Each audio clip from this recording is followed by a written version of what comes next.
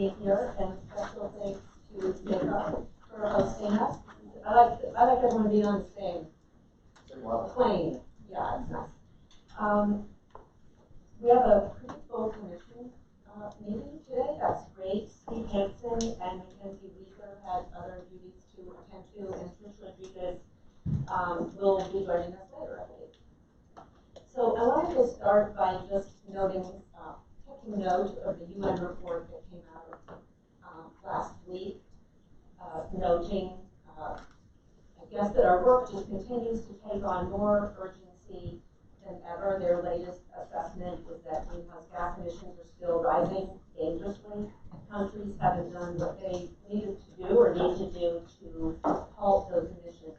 And what the UN said was deeper and faster cuts are required. So the task before us and other cities and localities is so urgent and critical. I just wanted to thank all of you, the commissioners, the public, for being so dedicated, because it's going to take every single one of us to get this done.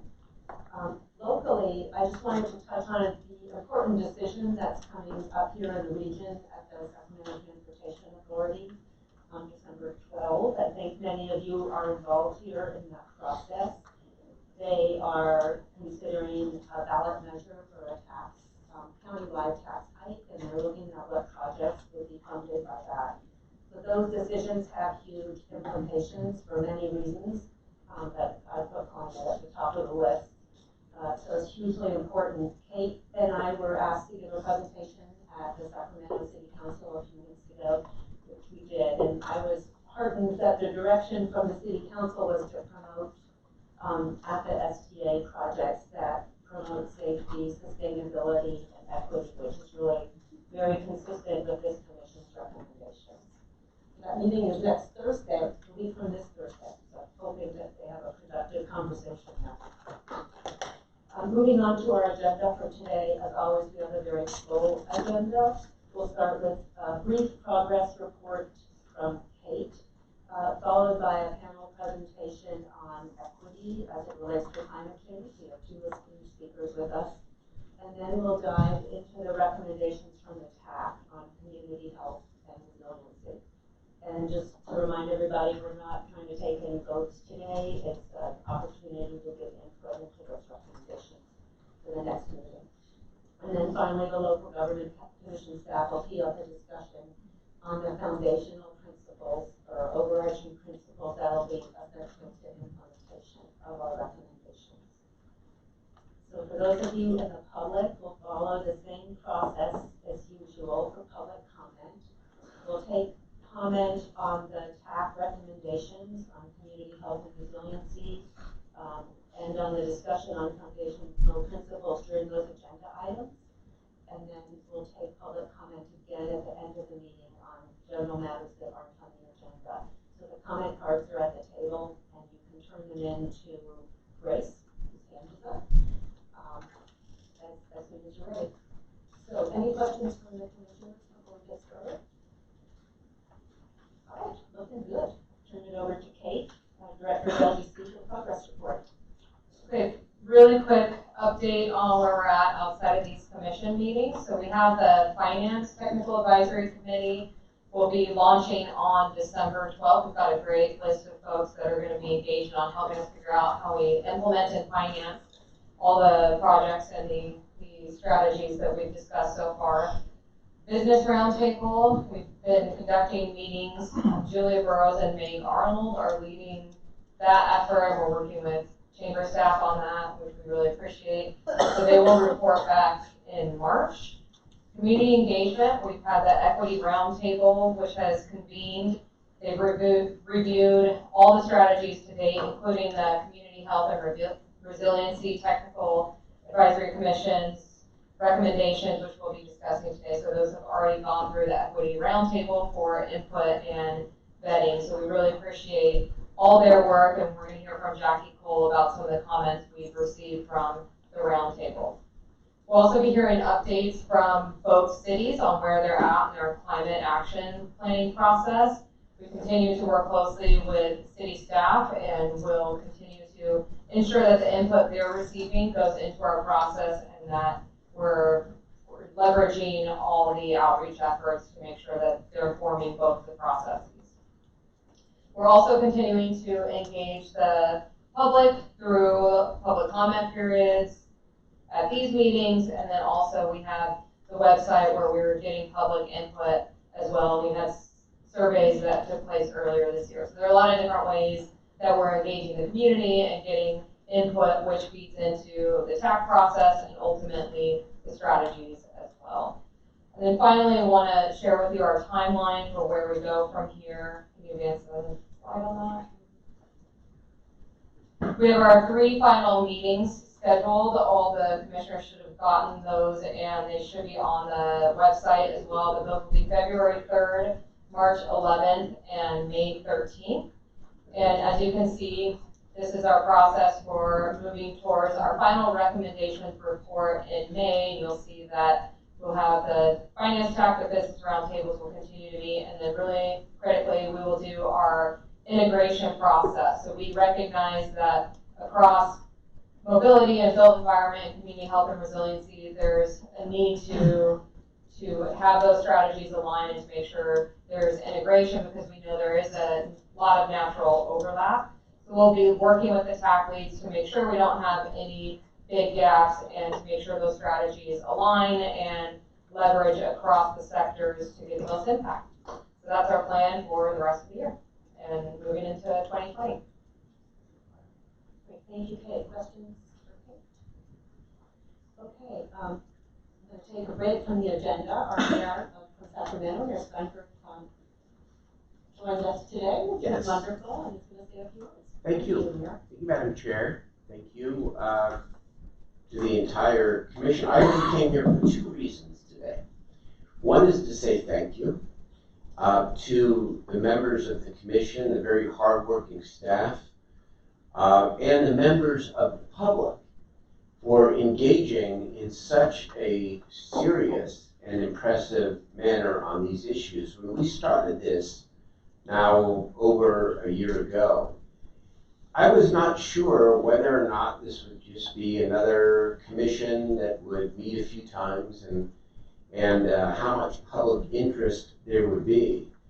And 2 things have become very clear to me, maybe not surprising. Number one, the people we appointed and the staff led by Kate and my team, Julia Burrows, and so many others have really taken this mission to heart.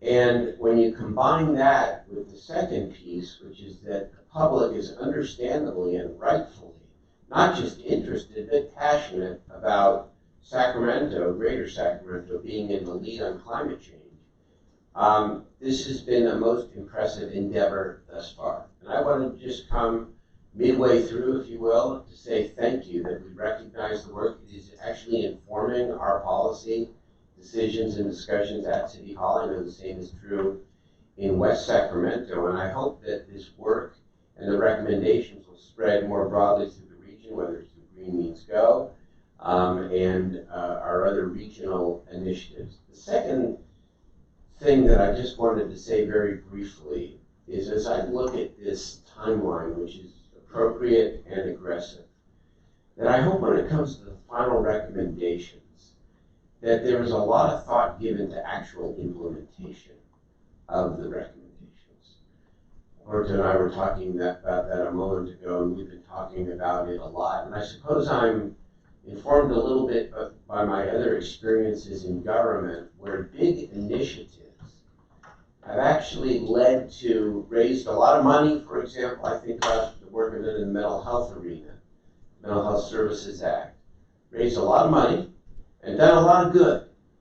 But there wasn't, when we passed the act, an actual implementation plan for evaluation, for outcome-based evaluation, for benchmarks, and for a way for the public, especially in the age of the internet, the public to be able to follow on a regular basis what's actually happening to move this very important agenda forward. It's not enough, in my opinion, to have audits where you look back retrospectively after a year and say, well, we could have done X, Y, or Z different.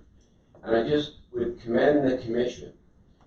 I don't know if it requires an additional meeting or not, but to make sure that the recommendations include how it is we're going to actually monitor these very appropriate and aggressive recommendations, because that will be every bit as meaningful as the recommendations themselves. The issues obviously are too important. People, leaders, and the community have put too much time into this to write a report that has a lot of fanfare without a real plan for ensuring that all of our jurisdictions are following through on what it is you recommend. So thank you. Happy holidays, to everyone. Appreciate it. Thank you. Are there any questions for the mayor? What do you want to know?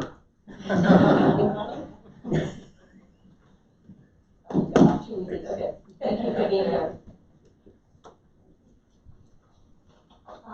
Okay, next we are going to hear short updates from both cities on where they are on their climate action plans. We're going to start with Remy and then John Steph from the city of Sacramento. I'm seeing the planner.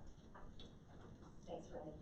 Good afternoon, Chair Stossel and Commissioners. I'm Remy Mendoza with the Community Development Department of the City of Sacramento.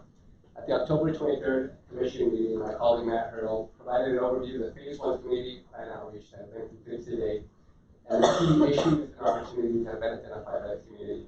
We are now moving to Phase 2 of the Sacramento 2040 project, which includes an update to the city's general plan and the city's climate action plan. Our main consultant for the climate action plan is Rincon Consulting. They are a firm of environmental scientists, planners, and engineers. City staff and Rincon have been participating in the technical advisory committees for the Mayor's Commission on Climate Change. At this time, staff and the consultant team are using the findings of your technical advisory committees to develop draft climate action plan measures for greenhouse gas reductions. These draft greenhouse gas reduction measures are also being informed with input from city departments from the technical standpoint, as well as input from our environmental justice working group to get input from an equity standpoint, as well as input from key agencies such as SMUD and Sacramento Regional Transit. The consultant team, Rincon, will soon begin quantification of these draft greenhouse gas reduction measures. Once the draft measures list and quantification is developed, we will bring forward the draft measure list and associated greenhouse gas reductions to this commission and to the community for future feedback. In terms of a high-level timeline, in December and January, we'll be hosting 3 stakeholder focus group meetings with the community relating to livability, climate change, and mobility. We'd like to come back to this commission at the February 3rd meeting to present the climate action plan measures. In March and April, we'll be hosting 3 citywide workshops with the community to discuss the trade-offs, options, and alternatives related to the general plan and the climate action plan. In the summer of 2020, we anticipate presentation of a conceptual land use map. In early 2021, we'll have a draft 2040 general plan, a climate action plan, and the associated master EIR available for public review. In the summer of 2021, we'll have the final master EIR completed, and shortly thereafter, we'll bring forward the climate action plan and the 2040 general plan through the public hearing process for adoption. This concludes my brief presentation. Be happy to answer any questions you have. Thanks for the questions. Thank you. Thank you. Yeah. Oh, hold on. James. This is a question that you can answer or not, but just in terms of Mayor Steinberg's admonition that we think about implementation and some of our discussion at the last climate commission meeting, do you have a sense where we're heading with recommendations from this commission if those are a departure from your existing climate action plan? Would it tell you as a city to do something different? Our consultant and staff have been participating in all the technical advisory committee meetings, and we're asking our consultant to quantify the measures to the extent that they're possible, and then we'll be working with all of our department staff to identify the resources that it would take to implement these key measures and actions. So we are looking to do that analysis. I guess I'm wondering, do you have a sense, it's fine if you don't, but do you have a sense of, you have an existing climate action plan, right? Yes. Do you have a sense of where we're heading? Is that a changing course from, or getting tougher, or getting, we want to have things happen sooner, or, I'm just curious. Absolutely, it's a lot more aggressive, a lot more bold. We're talking about, the goals of this commission are consistent with the state to get us to carbon neutrality by 2045.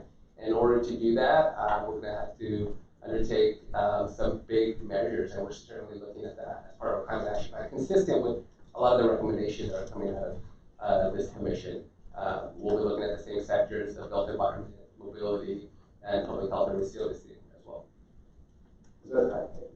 Maybe this is, the mayor made the point, but I think on implementation, what it really strikes me, and I'm really glad you're doing the general plan update and doing a lot of outreach, and you're updating your next climate action plan, but there seems to me there's a set of actions and behaviors and policies and incentives, right, that have to go into place that Yes. will be different from what we have experienced in the last, well, ever. Absolutely. I'm not trying to be clever or cute to make the point. I'm really interested in this implementation piece. That's what I want to. Yeah, in order to implement and, you know, for the built environment, for example, if we want to electrify new buildings or existing buildings, we're going to have to have new ordinances in the city. We're going to have to vet and pass. And so we're already starting to think about what that process is going to look like and what those resources are going to be needed in order to make that actually happen. Just go back to the mobility TAC recommendations, right, and what that means in terms of travel within the city and all of our residents and everything else. So I appreciate your on the spot willing to say that we're heading in a different direction or maybe a more aggressive direction. Thanks. I have a follow-up question. So you said that the consultants are going to be quantifying or analyzing the recommendations.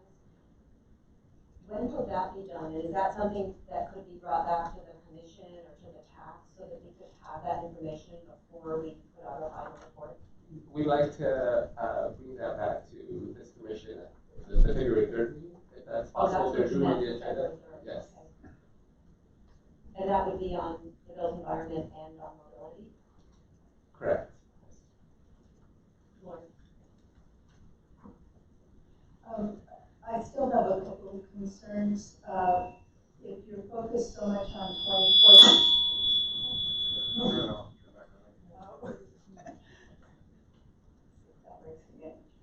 If you're focused on 2045,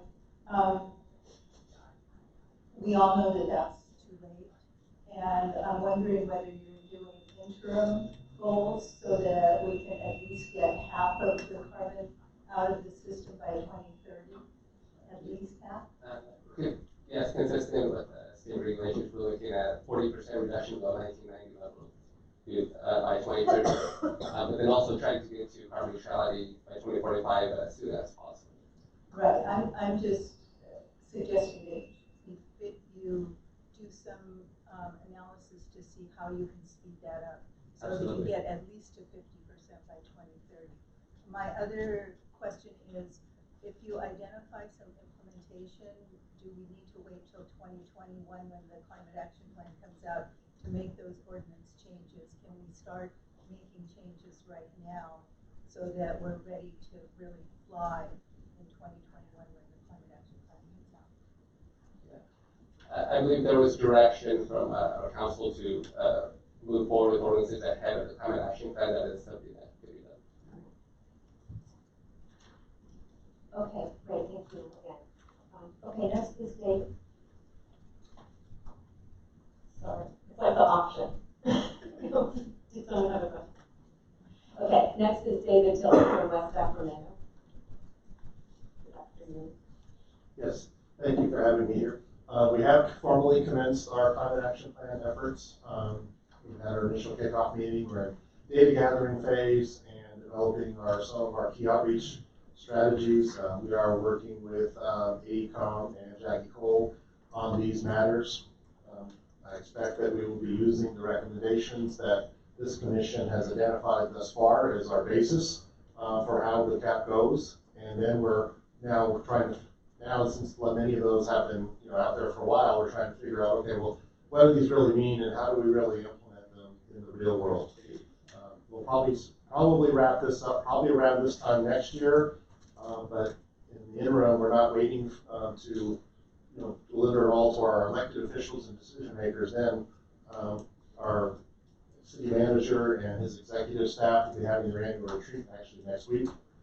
They will be going over the land use and mobility recommendations that have come out thus far. And that really is a precursor to when our city council has their retreat in February, where presumably they'll go over many of these things too. As I think as Mr. Corliss was getting at when he was grilling Remy, that these really do represent, I think, paradigm shifts. And so we really do need to figure out how we would actually achieve those shifts in the real world, for both cities and for the region. So we are trailing where Sacramento is right now by probably 6 months or so. But the good news is this commission has already produced a lot of work that we can then build upon in our own work in West Sacramento. And then by extension, I'm also working on these matters with my other counterparts in Yolo County, taking a keen interest in our work here. So that's sort of my quick update on that. I'll be happy to answer any questions from anyone. Otherwise, we can get on with the rest of the show. Okay, thank you so much for being here. Okay, next we're going to have our panel on equity, and throughout our process, equity has been like the lens through which we really want to view our work. That's been emphasized not only by the commission itself, but by members of the public and various leaders in the community. So the commission had asked a couple of meetings ago for some additional education around equity in the context of climate. So that's what we're bringing to you today. We've got two speakers, Jose Bonemba, who's from SMUD, the Director of Sustainable Communities, and also Alex Guinness, who's from the World Institute on Disability. So the plan is for each of them to do a 10-minute presentation, and then after that we'll have some time for questions and comments. So we'll start with Jose. Thank you.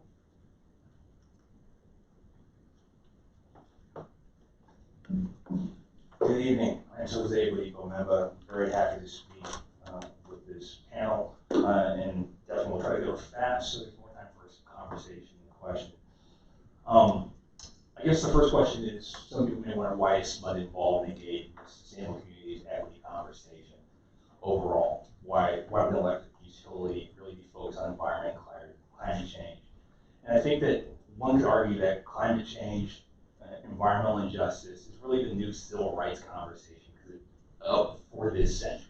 Because as you can see from the quote that's listed here, this environmental access, for equitable environmental access, is really something that should be required and applied to anybody who lives within the United States. In fact, in South Africa, they incorporated that as a part of their constitution. And we currently know right now that based off of where you live, what zip code you reside, your health, your life expectancy is shortened or lengthened based off of that environmental proximity. So really, SMUD's mission in this whole conversation is to really take a closer look. As mentioned here, UC Davis discussed that climate change will be really the barrier in really achieving equity in our region because of that disparity that currently exists. So we take that to heart and really want to take a look at the history that got us here and how we move forward as an organization. And so why is equity related to SMUD's sustainability and Sacramento sustainability overall? There's a strong history of decisions that have been made, policies that have been made in our region that have put people of color, people of low incomes in areas where they unintentionally are impacted by the effects of poor environment and furthermore by climate change. That has materials that exist below ground, many of which folks don't have access, limited access to political power and voice. Again, this is a great panel and forum for folks to get engaged, but the access is still limited. The lack of historic economic investment in certain communities still pertains, and while we're working towards it, and I know there's a lot of work being done as it relates to the Brookings Institute, again, it still creates that barrier. The lack of authentic community engagement. Again, this is a great forum, but we can imagine that it requires some degree of privilege to get here, some degree of access to get here to be a part of the conversation. How do we ensure that those communities that may not even know that they're disproportionately impacted are a part of that conversation? And then disenfranchisement and uneven impact on environmental justice communities. The reality is that there's certain communities that need more help right now. As was mentioned by one of the council before, 2045 is too far away, and it's one of the reasons why SMUD and a number of other organizations are working right now to move forward. So, almost everyone here is familiar with the Brookings Institute study, and the disparity discussion that came from that study was something that SMUD took to heart, and a number of individuals that are here in this room took to heart as well. And we realized that we, one, cannot do this alone, and two, we cannot continue doing what we've been doing historically without having intentional decisions and intentional work in specific areas where that disparity exists for us to change the course of our region.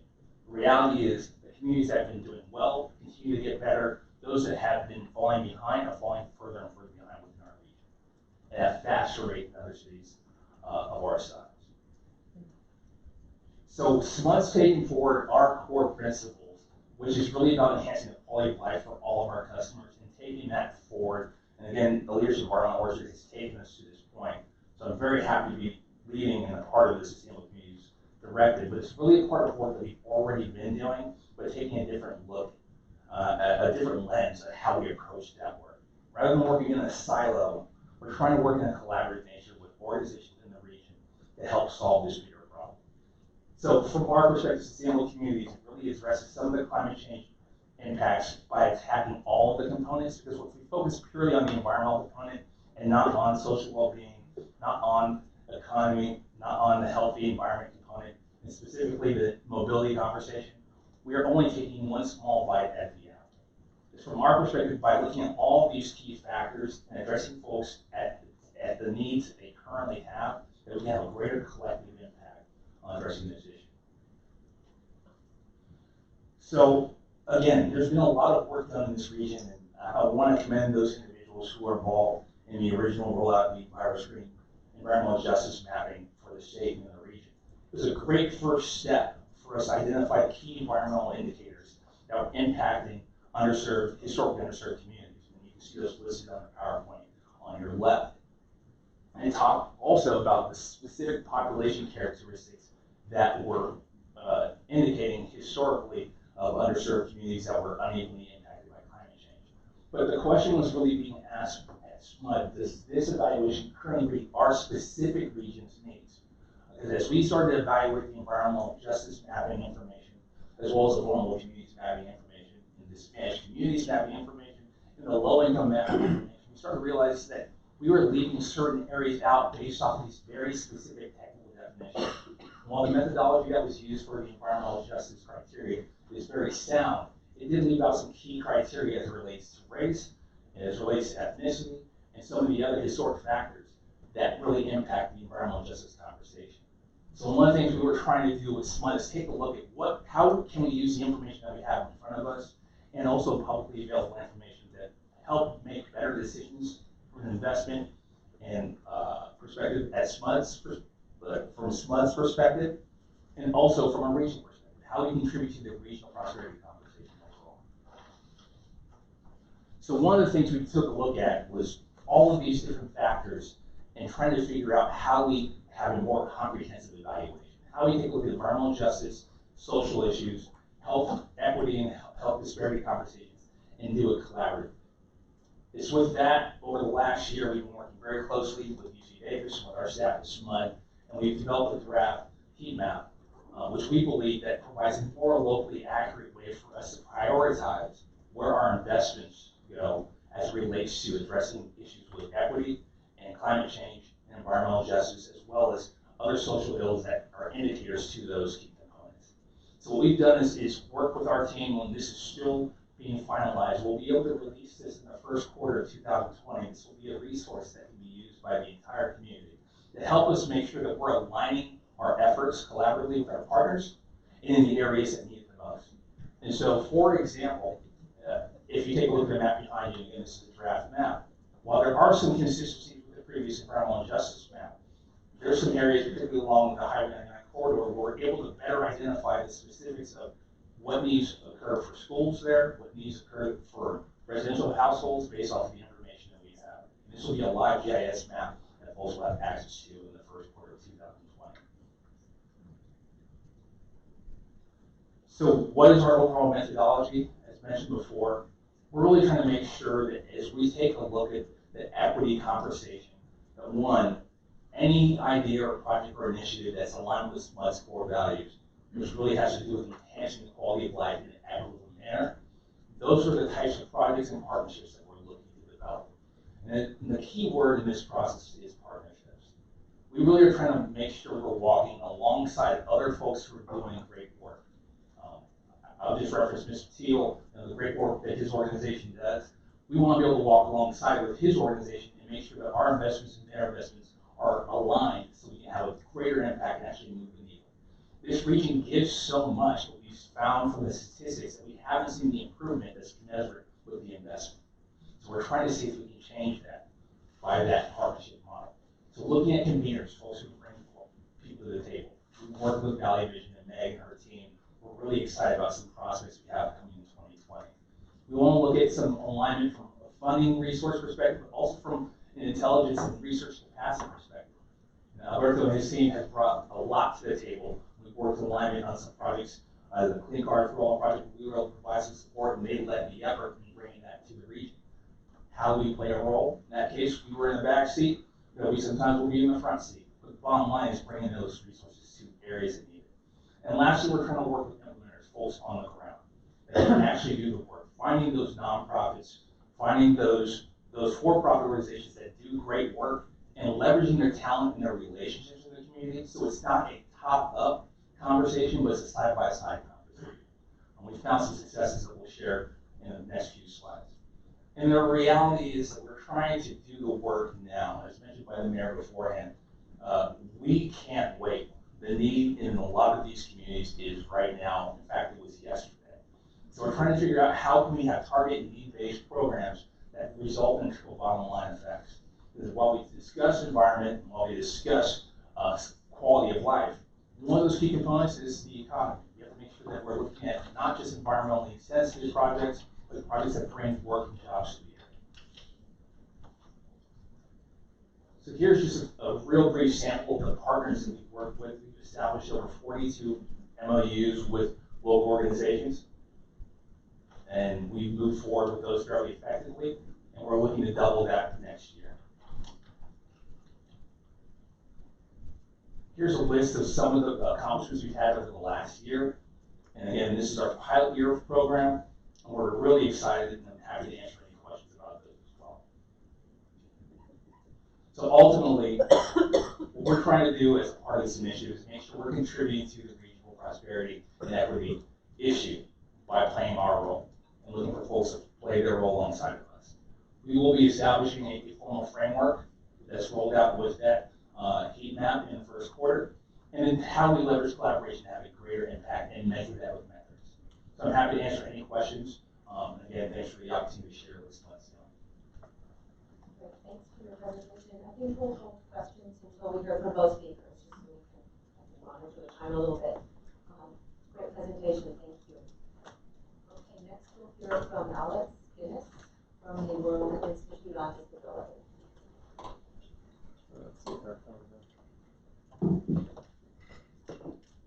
Okay. All right, cool.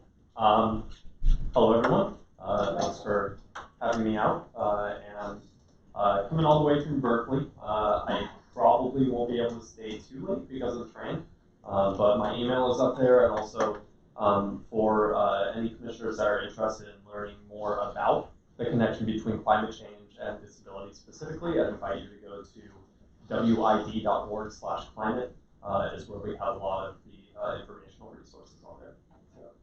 Next slide. I'm going to talk here about two things. The first is why climate change is so important for people with disabilities, and the second is a way to look at adaptation from an equity lens, because I find that that is one of the most under-addressed but most necessary parts of the climate action conversation. So with disability, people with disabilities are especially hard hit by the many immediate and then secondary and cascading effects of climate change. And this all comes from the way that the world is built and the fact that climate change threatens the built environment and that people with disabilities are kept healthy, safe, and happy through a massive infrastructure that we have built. This infrastructure has been decades upon decades long, and it really started with a change in the mindset about disability. Actually came out of the Bay Area here in California, starting in the 60s and going all the way through the Americans with Disabilities Act and beyond. That is the barrier and the shift from the medical model of disability to the social model of disability. Here up on the screen, the medical model says that the body or mind, and invite everybody to just remember that disability is not just folks in wheelchairs, but it's folks with learning disabilities, cognitive disabilities, sensory disabilities, hearing, visual impaired, visual impaired or blind low vision. So the medical model says that the body or mind is broken compared to the able-bodied norm, and the able-bodied norm is the perfect body. Bodies and health then should be fixed medically and brought to as close to the able-bodied norm as possible. And then that what comes from that is that infrastructure designed for able-bodied folks is fine, and that people with disabilities' extra needs are unusual, and if provided, are a privilege as opposed to a piece of human rights. The social model of disability switched that around and said that variance in bodies, minds, etc. is normal and natural, that inaccessible infrastructure and systems that were built around the able-bodied norm are actually the things that are disabling and creating inequities. The fact that a computer uses a keyboard as opposed to automatically having built-in voice dictation typing software is kind of a framework of how the world is not built to be universally accessible for people with disabilities, and that infrastructure and systems need to change for equity and inclusion. This should be physical infrastructure around building ramps or adding elevators, and then it should also be social infrastructure such as healthcare and income and other social services. The problem is that climate change comes along and brings in these and many other impacts. I know I have limited time, so I won't go through all of them in detail, but the direct impacts are things like damaged homes and infrastructure from storms, heat-related illness and fatalities, flooding coastlines and infrastructure, crop failure and higher food prices, and then consequences from poor air quality. And the secondary impacts are the cascading social impacts that we have from that. Economic slowdowns and instability, impacts on government and government stability and funding, healthcare stress around higher costs, more need for services, potentially fewer supplies if they're being shipped from overseas, and for example, shipping ports are affected by rising sea levels. Disrupted supply chains again, and goods delivery that can be from washed out roads, rail lines like I took here from the Bay Area. Social unrest and conflict, which has happened or at least has some correlation to climate impacts around the world, and then mass migration from both direct and secondary impacts of climate change. These all threaten the social model of disability. Infrastructure and systems support the social model, as I mentioned earlier. For example, physically accessible buildings, public spaces, transportation, homes, etc. And then I'd also add on accessible from, for example, having audio information at a train station is something that's useful for people who are blind, low vision, providing bumps on areas of sidewalks and curb cuts so that people who are again are blind, low vision know that that's there. There's a whole list of issues around physical accessibility. Government supports from SSI, that's Supplemental Security Income, to Medicaid, to in-home care that's keeping people out of nursing homes and hospitals, stable healthcare systems, including that ready availability of supplies, and inclusive employment and social activities. Unfortunately, a lot of these have not been brought up to the level of pure equity that, for example, people with disabilities have a labor force participation rate that's less than half that of the able-bodied population. If you can imagine what money means for the ability to adapt to climate change, that's a huge, huge burden for this population in our community. Climate change then jeopardizes these systems from broken infrastructure then becomes fully inaccessible. Evacuation plans may not be fully inclusive. Folks have, for example, less access to personal vehicles or somebody who's able to drive them when a fast-moving wildfire comes through a town. We saw that the majority of folks who perished in the fire up in Paradise were seniors, and there's a huge overlap between just seniors and people with and rates of disability, but also just kind of the life situations that seniors and people with disabilities live, having a little bit more social isolation, less leaving the home, less access to transportation, etc. And so that's evacuation plans, and you can add on things like shelters and being able to provide medical services in shelters, or when folks are doing the long-term evacuation. There may be stressed governments, may cut social services. That's a concern in the future. It's a concern at the city and county level. That potentially broken production and delivery of supplies, that power outages can hit disability-related needs. I'll talk about that in a bit, but I'm sure you've heard about that. That's been an issue. Next. I just went back to college and used my sarcastic voice for professionalism. So I'm wearing my college sweater too. We noticed. Go Bears. Are you at UCLA a while? All right. Here I'm going to talk about adaptation and climate justice. If you are, I'm very sorry for this weekend. Mitigation versus adaptation. So these are things where we find that a lot of climate-focused organizations and commissions such as yours are really focused on mitigation. And then there's adaptation that is less addressed. Mitigation says stop and hopefully reverse climate change. Adaptation says prepare for climate change in advance. Mitigation, for example, says that slowing climate change reduces climate impacts for everybody. This is good for everybody, but people with privilege may still have resources to adapt if climate warming continues. There's leftover warming, still has unequal impacts. And that we have the danger of laying blame on people with disabilities and others for existing needs and actions that have some sort of environmental or carbon footprint. I'm thinking about plastic supplies for people with disabilities, a lot of problems that come around straws, etc. Adaptation recognizes the inevitable future climate change. Even with mitigation, we're going to have some climate change. We might be looking at a couple degrees centigrade, it might be more than that. And that those who are most vulnerable to climate impacts need to have more support if they have fewer funds or have greater levels of climate vulnerability. It allows for tailored actions depending on individuals' climate vulnerability. And the good thing is that you can do both of these at the same time. They're not mutually exclusive. If we're improving lower carbon footprint transportation systems, ensure that those provide full access to people with disabilities. And then people with disabilities who have lower access to cars can use those clean public transportation systems to, say, evacuate if they are efficient and able to help people move around. Next slide. And just a visual of this, you might have seen this before. Here we've got red is where we are temperature-wise. Purple is this, I think, kind of a pipe dream. Let's bring it back down to 350 parts per million. No action as the seas keep on rising, and the tall, privileged person keeps their head above water, but just barely, and then other folks are left behind. Mitigation, the goal is just lower the climate impact, keep the inequality, at least for the most part. Okay, great, you have some union jobs building solar panels, but it won't be enough to get rid of all the inequality. Mitigation, in reality, is the climate is going to get worse, and that people will still be left behind, especially the vulnerable ones. Equitable adaptation, climate change is a little bit worse, but it actually, I think, when mitigation and equitable adaptation are done together, it can be a way that we can protect all communities and especially the most vulnerable. Next slide, and I think I'm pretty done. I don't have time to go through these examples.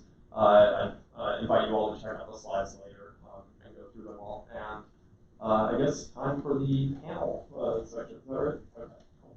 Thank you all. Great, thank you both for a great presentation. Very informative.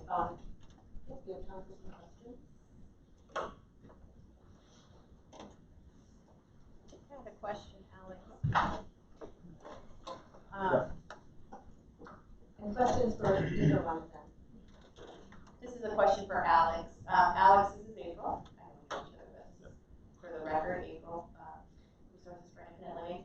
I had a question in your work at World Institute on Disabilities. I know that you have a whole institute about climate change and the impacts of people with disabilities.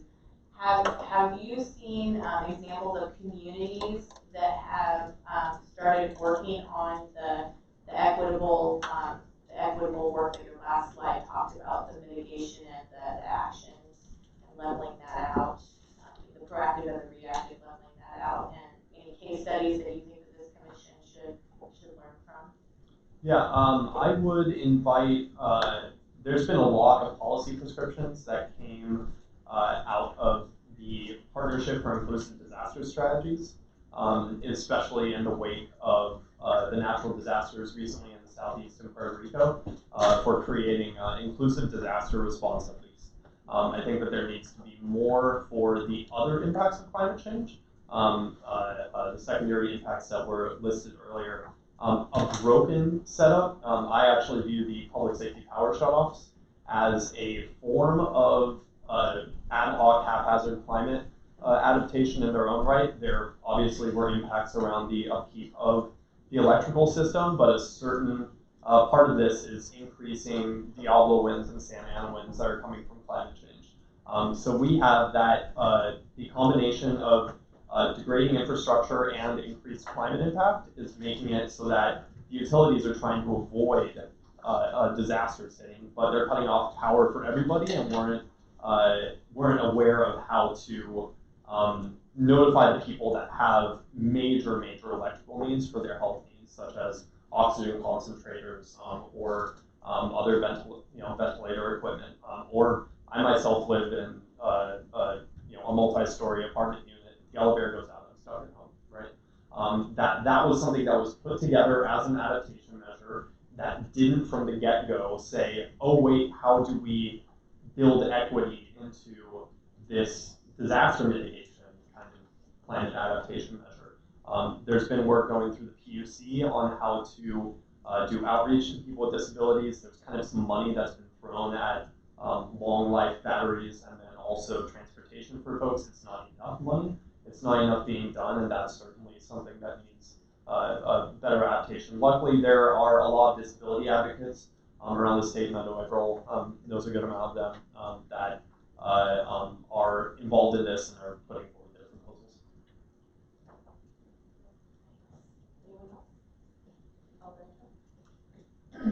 I actually want to raise a question for Jose, if I may. I want to commend SMUD and you specifically for your leadership in taking County Enviro screen to the next level, as I'm going to call it. I think it's fantastic because many of us, for a long time, have had concerns about the fact that County Enviro screen is a really good starting point. But now we need to really evolve it so that we can reflect some of the many lessons, very good lessons that we are all learning, engaging with the community. So I have a two-part question for you. One is, how would you characterize the level of engagement and the nature of engagement from the community, quote unquote, in your developing of this new framework for the new tool that you showed us? What sort of a community engagement did you have as part of that process? Great question. And what I want to say is it's an iterative process. So part of the idea of the partnership process was to ensure that those partners were representing the communities that we want and need to engage with, so that we were ensuring that the data we were gathering wasn't just something that a computer spit out, but was in alignment with the actual participants. So for example, mutual housing was a really key partner for us, given the fact that they have 16 apartment complexes all within our high concentration areas, and leveraging all of those community members to say, do these needs actually meet what you're experiencing on a day-to-day basis? So when I say it's an iterative process, while we have the first level that's being prepared in the first quarter, part of what's happening right now is we're actually beta testing that information in real time. And so one thing you'll see in the first quarter as well is there'll be some clear metrics that'll be in 6 categories that will be more aligned with what daily information people have. So for example, while we're really focused on climate change, a safety concern that might be a climate change related safety concern might be flooding, and that's something that's very real. But some of the issues we'll be addressing will be issues like lighting, which is not directly related to climate change, but is related to the day-to-day safety that can actually address some of those other core issues. So it's an iterative process. There's definitely some holes and gaps that we continue to gain. One of the reasons why we want to double our partnerships is we realize there's some gaps. And ours is beyond the city. So one example of an area we need to have more traction is in North Highlands. It's a neighborhood that we want to start developing some more relationships. So we try to be strategic. But But again, it's really trying to make sure that we are planning for people, that we're planning with people, and continuing that process. And frankly, your organization's done a great job in leading us in avenues to some local groups as well. Thank you. This is great to hear, as I expected. Clearly, you have a very robust process. My second question is this. If you haven't, I think you should think about, with all of our support, engaging Cali PA. And we all need to push for the next county virus screen, because not only is it consistent with the message from the mayor in terms of the leadership that this region is going to play in climate change, but most importantly, as we all know, so many important decisions are being made based on county virus screening. So to take your learning, like you said, I love the fact that you're saying you're working with people now, for people. I think it's time to take that to the state and say, we need a better county virus screening, a more useful tool that is reflective of some of the learnings that you've already obtained. So thank you. That's really great feedback. Thank you. And that was a great suggestion. I'd really like to echo that. About 2 years ago, I think the Clean Air Partnership, which SMUD is now a member of, and as is Alberta at the Air District, did a fairly deep dive on some of the strengths and weaknesses of Cali virus screen and some of the couple of the alternative methodologies that are out there. And I think there's absolutely an appetite to provide some input into the next revised Cali virus screen. So I'd be happy to work with you guys in doing that. Thank you. Lori? I'd like to speak with Alex. So my organization is working also on mitigation of climate change, and I'm really interested in bringing your knowledge into what we're doing.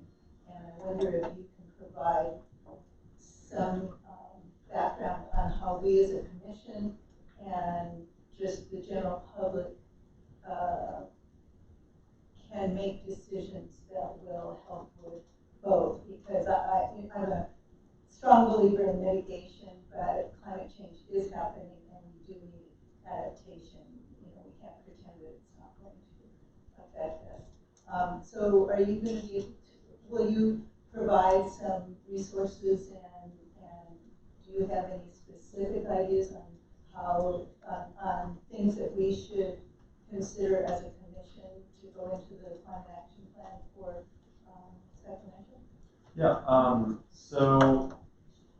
actually I want to build off something also, which is recognizing the intersectionality of climate injustice, that there are higher levels of disability in a lot of already frontline environmental justice communities. There are great opportunities in the process of rebuilding infrastructure and building more environmentally friendly things to go beyond the existing requirements for disability access, for example. Something that comes to mind is we're exploring, and this is not part of our work at World Institute on Disability, but I know that some folks in areas of the Bay Area are exploring requiring like ground level door openers on new buildings, and that some buildings have a certain number of roll-in showers in new apartments in these multifamily housing units. I view vertical development and vertical development of like platinum buildings to be fantastic toward mitigating climate change. If you're going to do that, then maybe it's worthwhile to have some recommendations around new building, and it can be vague, right? New buildings should have a certain amount of extra accessibility features that for any new transportation, if for some reason pod cars start being a thing out here, right? Automated vehicles, that sort of technology should be screened for having access features, physical access features, and then like digital access features for people who use alternative ways of interacting with a telephone, for example. So just ensuring that accessibility is there, but also emphasizing the goal of the commission to go beyond existing minimum requirements.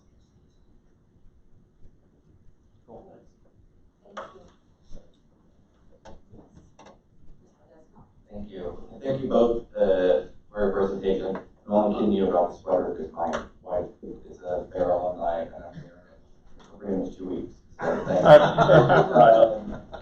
But both of you, thank you for your presentations today. And really, what I'll ask the commission, Kate and others of leadership is,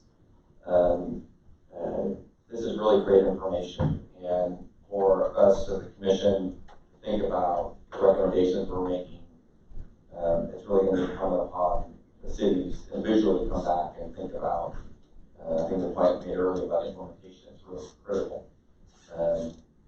Because we in the end have to adopt any ordinance changes or whatever else. So I'm going to ask if there's ways, presentations, or you can make available to, I know our city staff is here, David's here, maybe connect with him, because both your presentations about adaptation on people with disabilities and with the presentation on sort of the sustainable communities or what the work needs to be done in those communities, like even identifying them, give them all in the little bit of the thing. I don't get that information in my neck of the woods.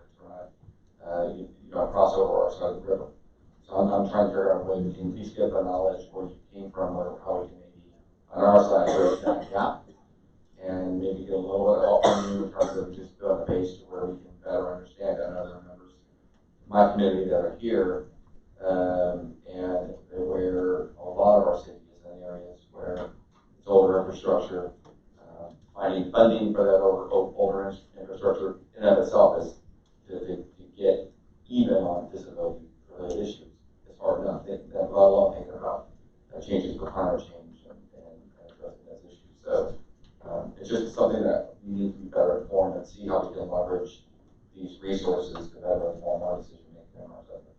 But we don't have them. Great. That's great. So why don't we take that as our follow-up item and look at it. Kim, the local government commission can try to make that. Yeah, can I offer just a real brief response? What will be posted will be open source, so you'll actually be able to have access to the methodology. Part of what we're trying to do is make sure this is a regional resource that goes beyond SMUD's service area. So perfect, thank you. That's great. And then in terms of Sacramento, Jackie Cole is here and she's kind of a link on equity between the commission, LGC, and the city of Sacramento. So that works.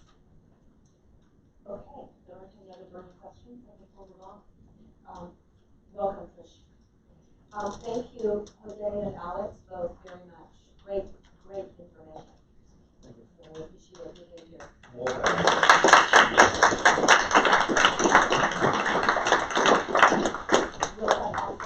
slides, and I'm sure we'll be keeping in touch to get more resources. Thank you. And thank you to Stephanie and April who suggested. Okay, next we are going to dive into the recommendations from the Community Health and Resiliency Group. So the task, I just want to give a little context. The leads for this were Kathleen Abe, who's from SMUD, and Dan Wu, who's from the Office of Health Equity at the California State Department of Public Health. But as consistent with our other work, the Equity Roundtable was involved in the process reviewing their recommendations, and Kathleen and Dan thought it would be best if we heard from Jackie first on that aspect. So just explaining kind of the shift in how we're doing it. So Jackie Cole, who's the facilitator for our Equity Roundtable. Thank you so much. Jackie Cole for Good Consulting. It's been lovely to hear all of this conversation, especially gets redirected towards the implementation methods that we actually plan on following through with. I think that's going to be an integral part, and especially as we're having these conversations about equity and environmental justice and what that means, it's going to be very important and integral for us to figure out how to establish that alignment in all of these different initiatives and projects that are going on, which is why I keep participating in everything, so that I can kind of keep a beat on where that conversation is happening, specifically where equity is concerned. So for those of the folks in the room who are maybe not familiar with the Equity Roundtable, it was developed with an effort and a recognition that community engagement wasn't specifically included in the actual process for the Mayor's Climate Commission. I think that there was some miscommunication about how that would actually filter into the general plan process. And ultimately what they decided to do was to identify some community partners and advocates who work in the equity realm to get together to have a conversation, to at least take a look at the recommendations that are coming out and making sure that that lens is being represented somewhere. But that is by no means a representation of the level of community engagement that's actually necessary for this process and for this implementation to move forward. So we've met, I think 4 times now, but one of the other spaces that I'm also facilitating in is for the City of Sacramento for their general plan process, their environmental justice working group. And there are a lot of parallels in the conversations that we're having. And in both of those spaces, implementation was the first thing that came up during that first meeting. And folks were already identifying community partners for us to work with and talking about what good community engagement actually looks like. So that is an end result that we'd actually like to get to. And it's my deepest wish and desire that we're able to bring these things together so that we're not incurring too much community, what's the word I'm looking for? Community, fatigue, engagement fatigue, there we go, yes. Sorry, so during our last meeting, we reviewed the recommendations that came out of the Health and Resiliency Technical Advisory Committee. Overall, folks were, reasonably on board and had a few items that they wanted to adjust and have included. Excuse me, a lot of weather. What I'm going to identify are some of those key things that came out of those conversations. This is by no means exhaustive, and I'd just like to also include some of the tandems or parallels with the EJ Working Group.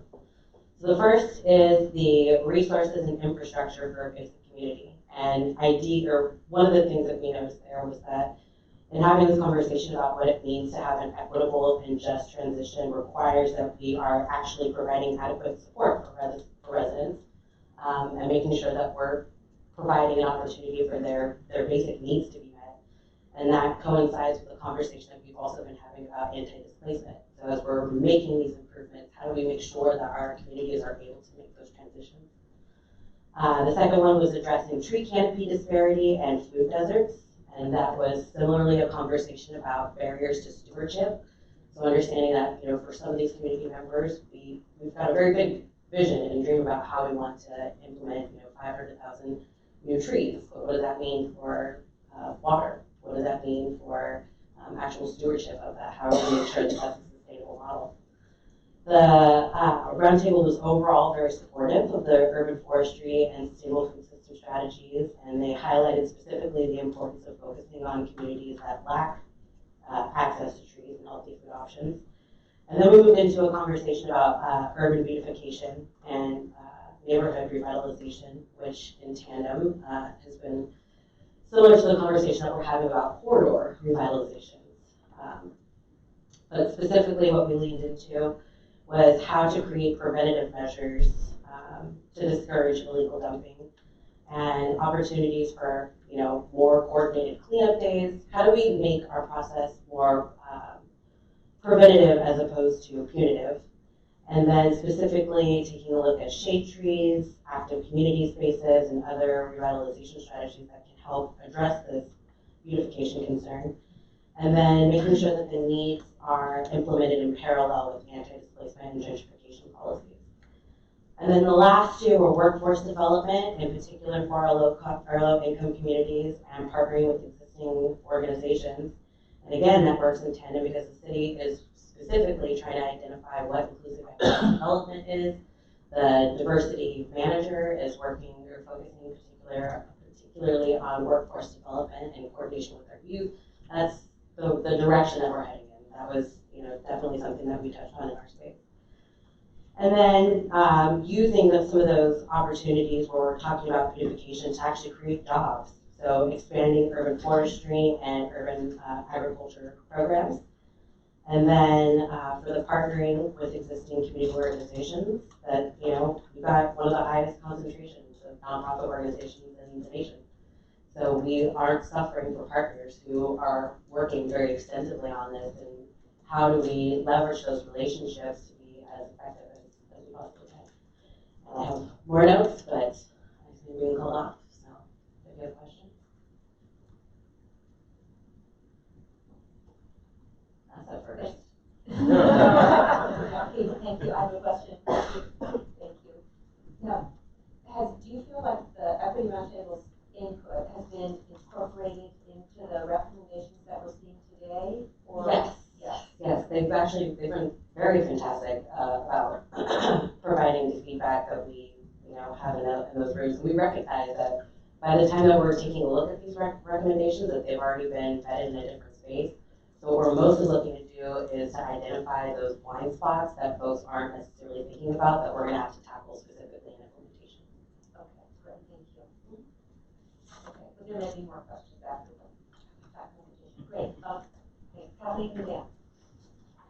So the way we have this set up is we have allocated about 20 minutes for Kathleen and Dan, and we'll have some public comments, 5 or 6 so far, and then a commission discussion. And our goal today is to give input and feedback to the TAC so that they can further refine the recommendations, come back to us, and hopefully we'll take action at the next meeting in February.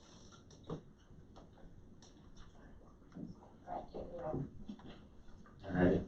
So thank you all, commissioners, for your service and being here tonight, and also for the opportunity for us to lead this work. And thank you as well to all the public members joining tonight, and also a special shout out to Julia for all of her work and help as well. So just want to say those to start. And I should also mention the TAC members, but Kathleen has that on her bullet point, but I didn't want to steal that. But since I'm thanking everyone, I figured don't want to leave all the TAC members themselves actually out, so thank you all. So my name is Dan Wu, and for identification purposes, I am a health program specialist with the Office of Health Equity at the California Department of Public Health. Specifically, I am the lead staff person on climate change mitigation projects for the department's climate change and health equity program. And so tonight, though, I'll be basically representing myself and as a community member concerned about all of this, and doing what I can to support the process. So I'll pass that over to Kathleen. Chair Southwell and Commissioners, good evening. It is definitely great to be here. Kathleen Ave, I am the Climate Research Program Manager in SMUD's Energy Strategy R&D Department, and I am the immediate past chair of the Capital Region Climate Readiness Collaborative, of which many of you are members, and which we'll return to in some of our comments later on as it relates to some of the things that were discussed previously. I definitely want to thank Dan and join him in thanking our TAC members. Can all of you who participated in our TAC who are here, please raise your hands. There's a few of you in the audience. Yes, thank you. And to the commissioners who came to some of our TAC meetings. That was really wonderful participation along the way. Before we get into the meat of our recommendations, I also want to thank Jackie for the work that you did in the integration that we had, and for acknowledging the issues with engagement. We definitely heard from some people in our community, in particular Katie Valenzuela-Garcia, who I know many of you know, gave us input on the process and concern. And that was a big concern for a lot of us because she was very well respected in these circles. And so we definitely took notice of that and are happy to see the intent to continue to develop and provide for to address equity in the actual climate action planning processes themselves. So before we begin, we wanted to just quickly address the principles that governed the work that the TAC did. They are not in the presentation. I'm just going to quickly hit on a couple that were particularly important. We actually met 4 times. We had a pre-meeting and then we met 3 times as a TAC. And especially in some of the initial conversations, there was a lot that was kind of put on the table. And I think it's in part because we came last and there were some things that were carryover from the previous TACs, like you saw this one that were kicked down the road. But also because this is such a broad topic and it's very different than the built environment and mobility. So 3 of the principles that I think are most noteworthy were urgency. The idea that we really are no longer in a space where we can operate as business as usual. And that means that we all collectively have to do things differently. That is incredibly important. Fairness, this has been mentioned. This is built into how we address climate in California. It's a part of AB 32, the attention to equity. And that's a recognition that those who will suffer the most from climate change has had the least to do with creating the problem. And then finally, power sharing. This is something that we hear a lot about and talk about in climate adaptation circles. The idea that communities should have some measure of self-determination and shared decision-making are really critical process objectives. That the outcome is not the only thing, that spending money is not the only thing. It's including people in the process and ensuring that it has integrity in that way. So those are the sort of 3 of the principles. I think we're going to talk about principles again later, but that's to start with. So Dan's going to take you through the framing of our work. Thanks, Kathleen. And actually, I think a lot of what I will be saying, and both Kathleen and I are going to be saying, has been covered really well by Jose and Alex. And so I think you'll hear a lot of kind of recurring themes and priorities. But really, to kind of start, I'm kind of going to jump or leap up to a more of the conceptual, theoretical level to really use and explain kind of the framework that guided our work. And so it's looking at like this intersection between health equity, our climate actions, and increasing our community resilience.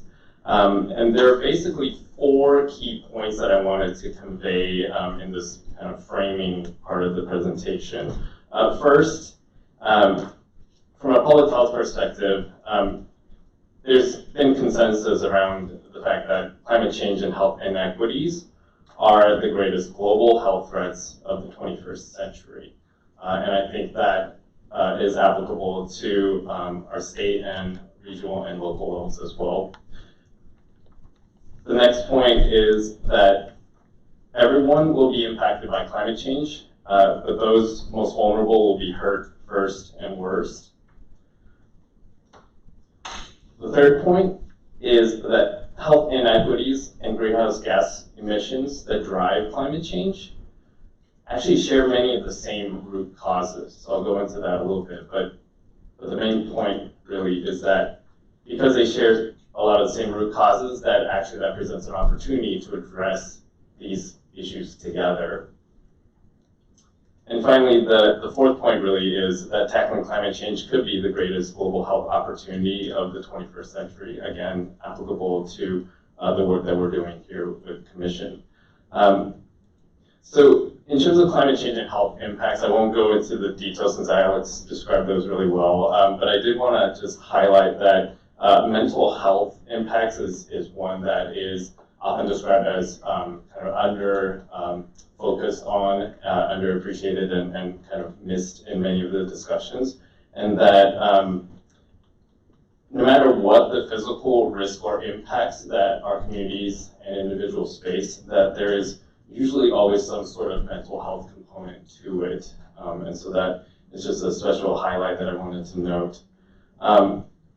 So in terms of the impacts being disproportionate in who gets hurt first and worst, that really is underscoring a lot of the conversation we've had already about equity, right? And so looking specifically at health inequities, what that looks like is that in certain parts of the state, for example, we see certain populations living 15 years fewer life than others. Again, as Jose mentioned, based on zip code, but very much associated with race and income. And so health inequities are really these large differences in health status between different population groups. And the key here is that these differences are really the result of unjust and unfair systems, policies, environments. And so that brings me to kind of the second, or actually the third point, which is that the shared root causes, right? That what we see in terms of like what's driving the continued emissions of greenhouse gas and carbon really stems from an unequal distribution of power, money, and resources, as well as from institutions and those who make decisions through institutional actions and decision-making. And then through the distribution of power, money, and resources and the institutional environment, those all affect the systems that really impact our living conditions, our daily lives, right? So the transportation, land use, housing, energy, healthcare, education, food systems. So all of these are really what impacts and create the conditions that we live in, and that's where we see, you know, health impacts, health conditions, healthy living, or the disparities in health that we see. And so these root causes are also what really contribute to the health inequities.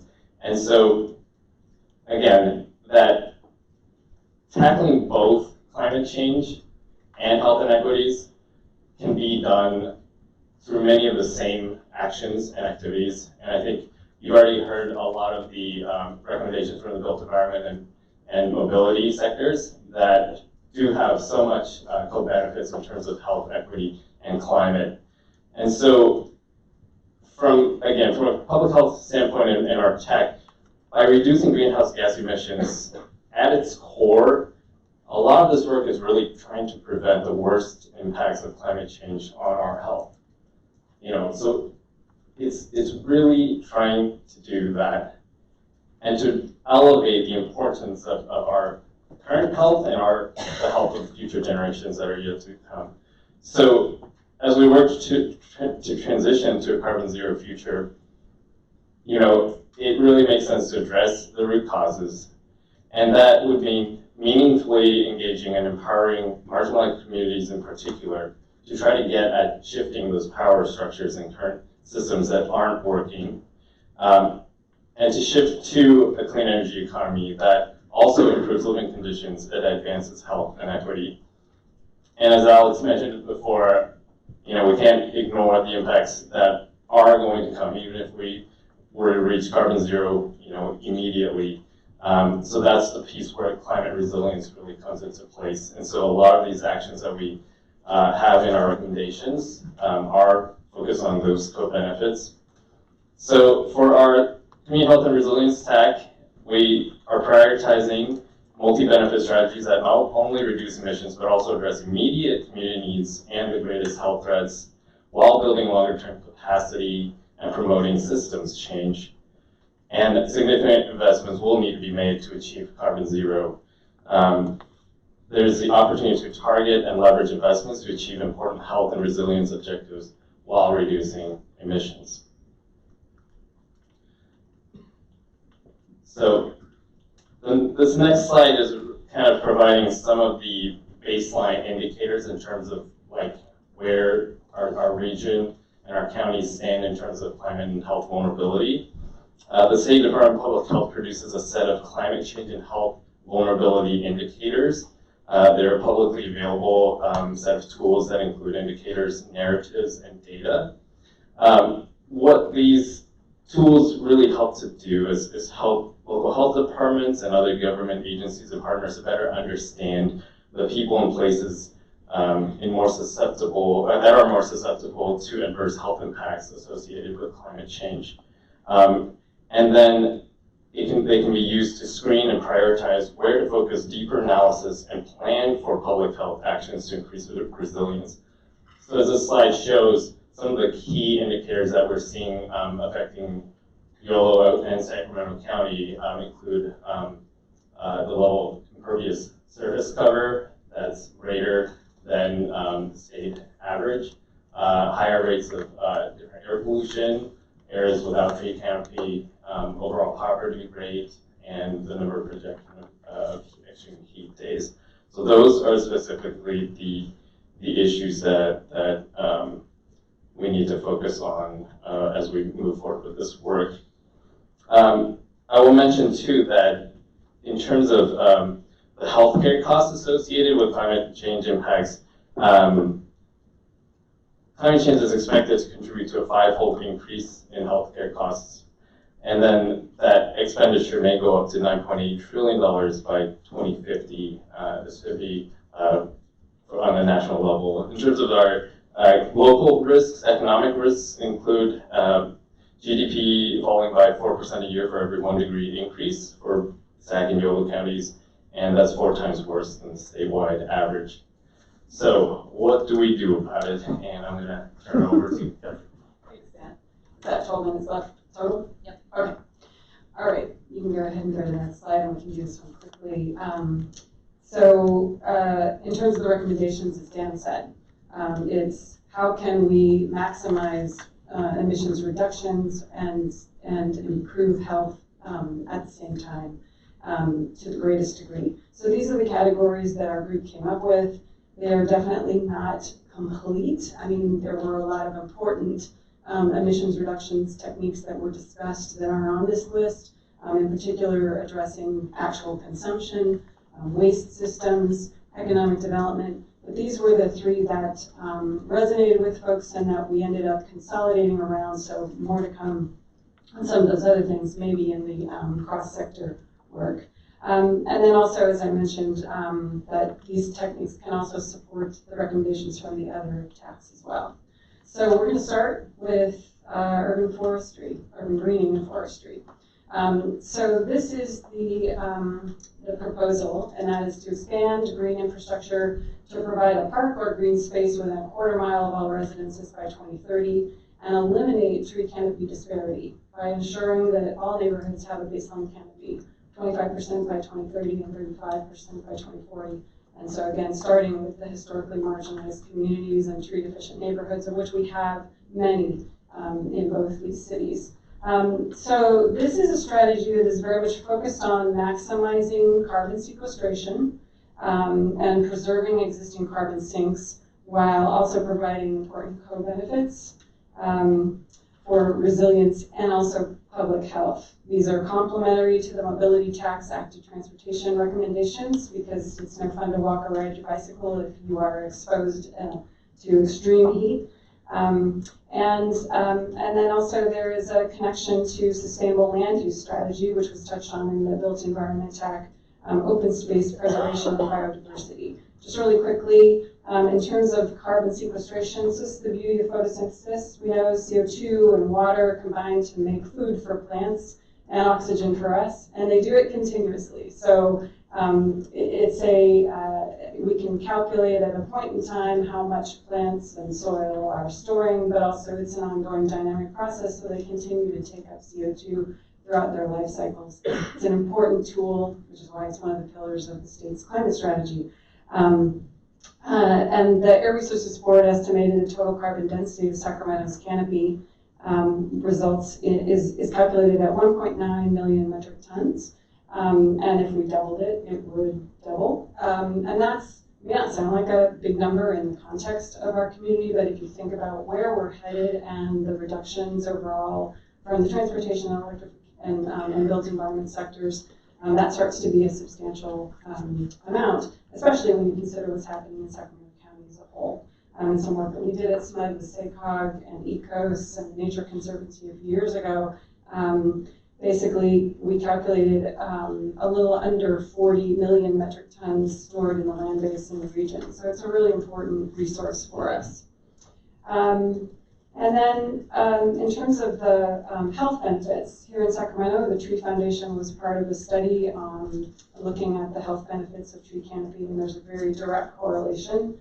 And it's especially important related to obesity rates, but also social cohesion, type 2 diabetes, high blood pressure, and asthma.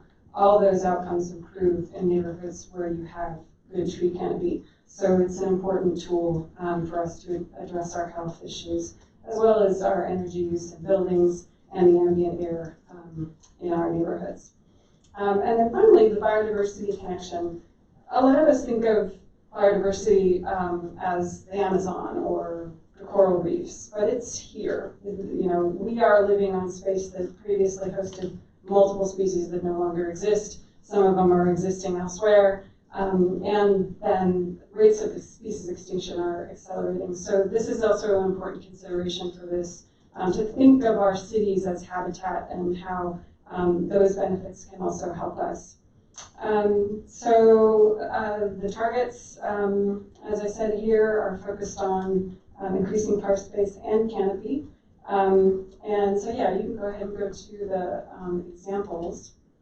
So the Tree Foundation obviously is a big partner of SMUDS and has a Neighbor Woods program that focuses on engaging in frontline communities to try to improve tree canopy. That would be a great foundation to start with, especially given that we have changed the tree program at SMUD to include evergreen trees in addition to deciduous trees, which sequester more carbon.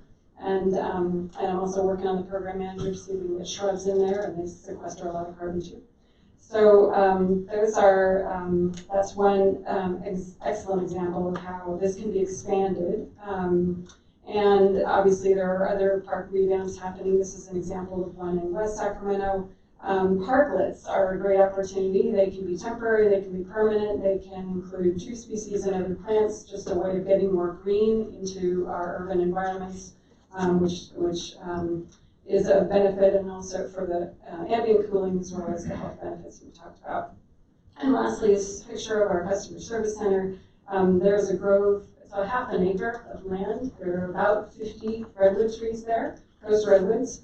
And during the wildfire smoke events that happened in 2018, we measured the PM10 in the grove and out of the buildings. And out by the buildings, it was very unhealthy. And in the grove, it was unhealthy. And that may not sound good, but that's a big difference. It was a big difference in PM10, and that matters a lot for vulnerable communities. So it's an example of how if you can think of like a grove in every neighborhood, that really can provide great health benefit. All right, so now I'll turn it back to Dan to food. All right, so I'll try to speed this up. So our second strategy is really focused on the food system. So key here is to reduce greenhouse gas emissions for food, transport, and waste by creating a circular, local, sustainable, regenerative food system and increasing the accessibility and affordability of healthy, I'm going to scratch out organic, I'll discuss later, but healthy food for all communities by sourcing 25% of food locally by 2030 and 40% by 2045, and reducing 50% of our aggregate food waste by 2025 and 75% by 2030. So just a quick note in terms of organics, there are specific requirements in terms of actually being able to call it food organic that would really diminish the efficacy of this strategy. And so that was input provided by one of our tech member experts on that. And so I think mainly, again, here, we're looking at local as defined by a 200-mile radius. So looking at not just within our city boundaries, but within our whole region and communities, and accessing a lot of that richness in terms of food production and the sourcing that we have access to. And in terms of these numbers, just to get a sense of like whether or not that's achievable, one prime example of like a successful effort is the Golden One Center, which sources 90% of its food ingredients from a 150-mile radius of the arena. So that's actually a smaller radius than what we're looking at. So in terms of reducing food waste, as you might know, food waste, the decomposition of food waste really produces a lot of emissions, particularly methane, which is 30 times more powerful than carbon dioxide. And so a recent study found that SAC businesses contribute 216,000 tons of food waste, generating 11% of the city's emissions. 11% of both cities' emissions come from food waste. And so that's a big area that we can tackle. And then also just in terms of like helping to reduce the waste that goes into landfills, looking at really ramping up our efforts with organic waste diversion. So composting is a really effective way to avoid a lot of the emissions that are released, and reinvesting the compost locally can help to create healthy soil and support a regenerative closed-loop food system. We have a slide that shows many of the great examples going on, but for the consideration of time, I won't go into detail, but there's a lot of great work being done locally. And I also wanted to note that Green Restaurants Alliance Sacramento is also promoting a lot of innovative work in terms of like food sustainability, food waste and diversion, and work like that. So that I will switch back to. As fast as we can. So this last one, developing community climate resilience, is really sort of a plan for a plan.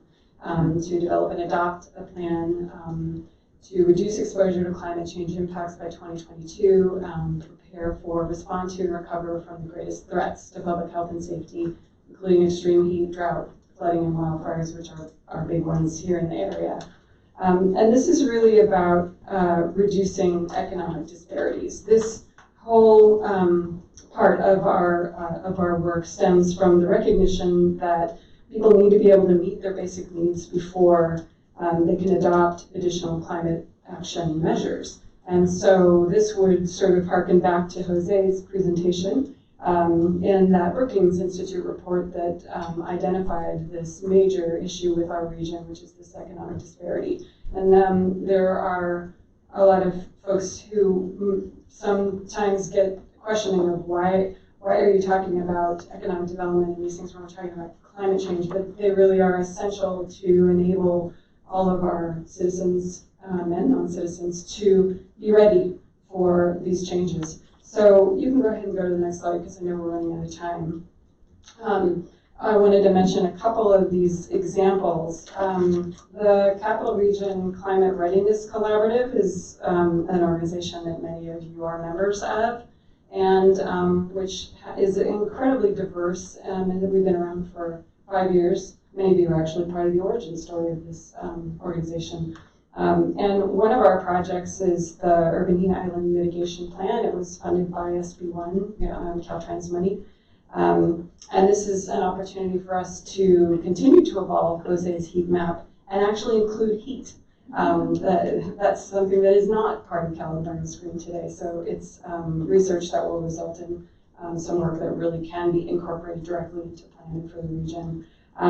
We also wanted to highlight Oakland has this CORE program that they developed in the wake of Loma Prieta earthquake. They've trained over 10,000 people in a decade to be ready for earthquakes and to be prepared to assist their neighbors in extreme events before first responders are available. And it's a great model that we could use and build on here in the region and supplement it with some resilience practitioner training. Many of us have been engaged with the Trauma Resource Institute and really understanding, as Dan mentioned, the mental health issues that are associated with climate changes and responding to these events. So that is a format that can be expanded upon.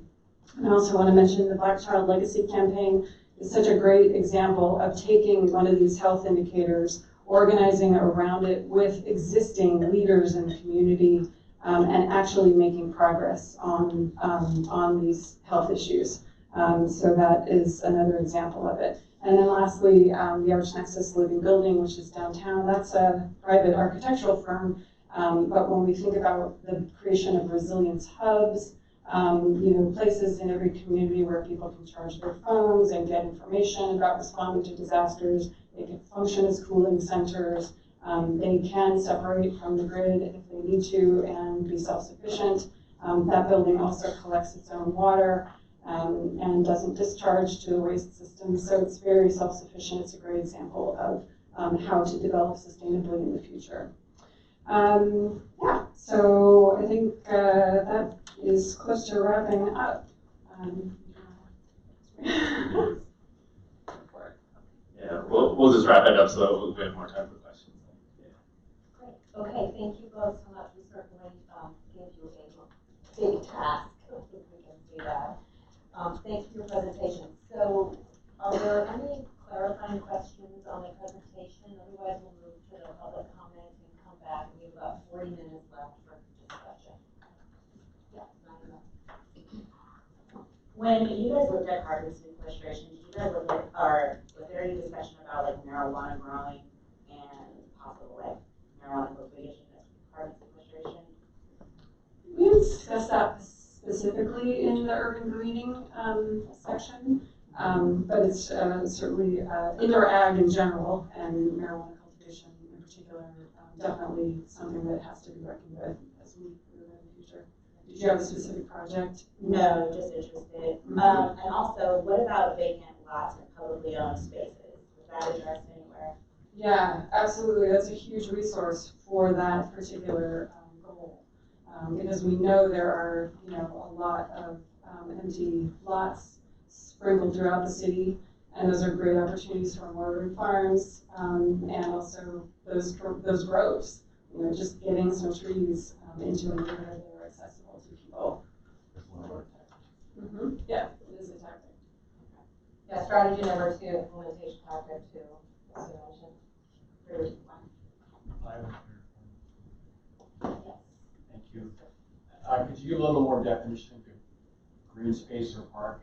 Park, I understand that's a public space, but green space, I don't know what that is.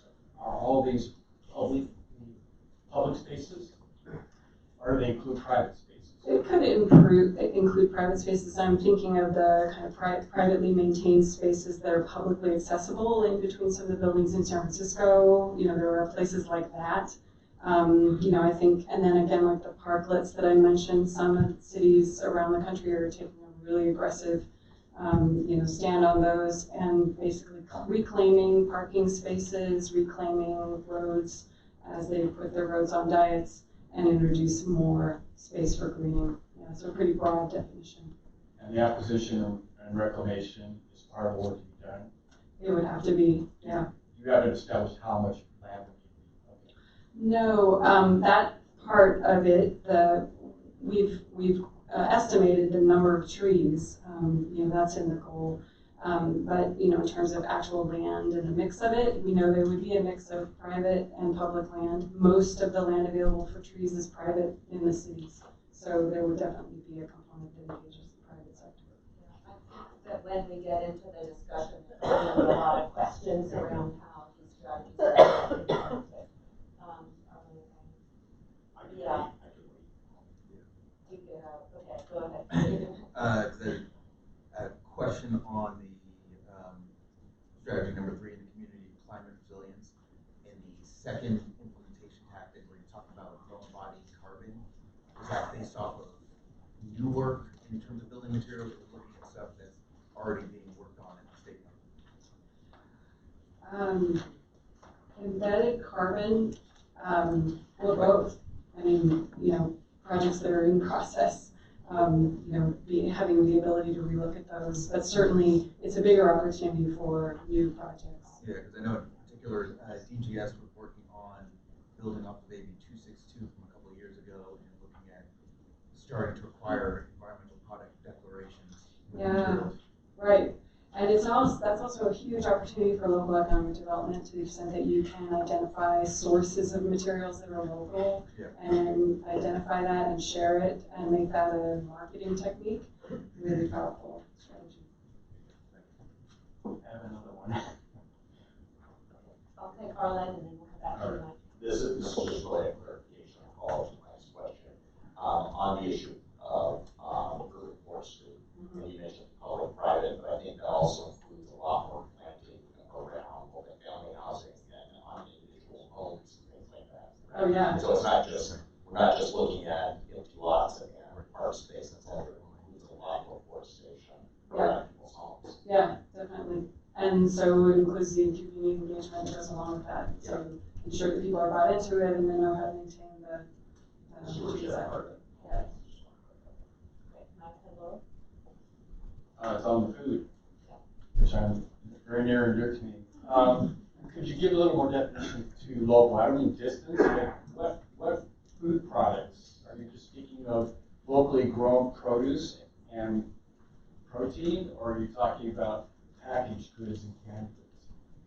Right. I think I would argue both. I think the emphasis in our discussions has been more on locally grown and produced foods, but in terms of just looking at kind of the carbon intensity and the energy and the sources of energy and emissions that emitted that go into producing, and whether it's canning or just producing straight produce and other protein and other products. So I think both. Thank you. Good question. Lauren? I'm especially interested in your idea of the biodiversity plan and what you're thinking about that, because I would envision something that does take into account yards and all the green spaces and all the potential spaces, but then looking at things like habitat, pollinator, or corridors for wildlife, pollinator habitat, all kinds of important things, not just sequestration as it says here. I think it could be an amazing map to look at and see whether we have all the pieces that would help decrease extinctions and deal with some of the other. We have a bad one.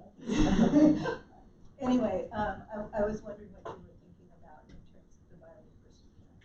Yeah, thank you for asking about that. I think that it's still fairly conceptual, but absolutely the kind of thing that would look at land use patterns in different scenarios and the kind of associated habitat and or species impacts.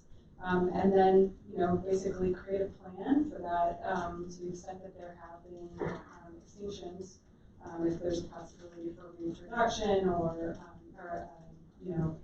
habitat restoration, with a mind to understanding the human impacts of those as well and the health benefits of that habitat.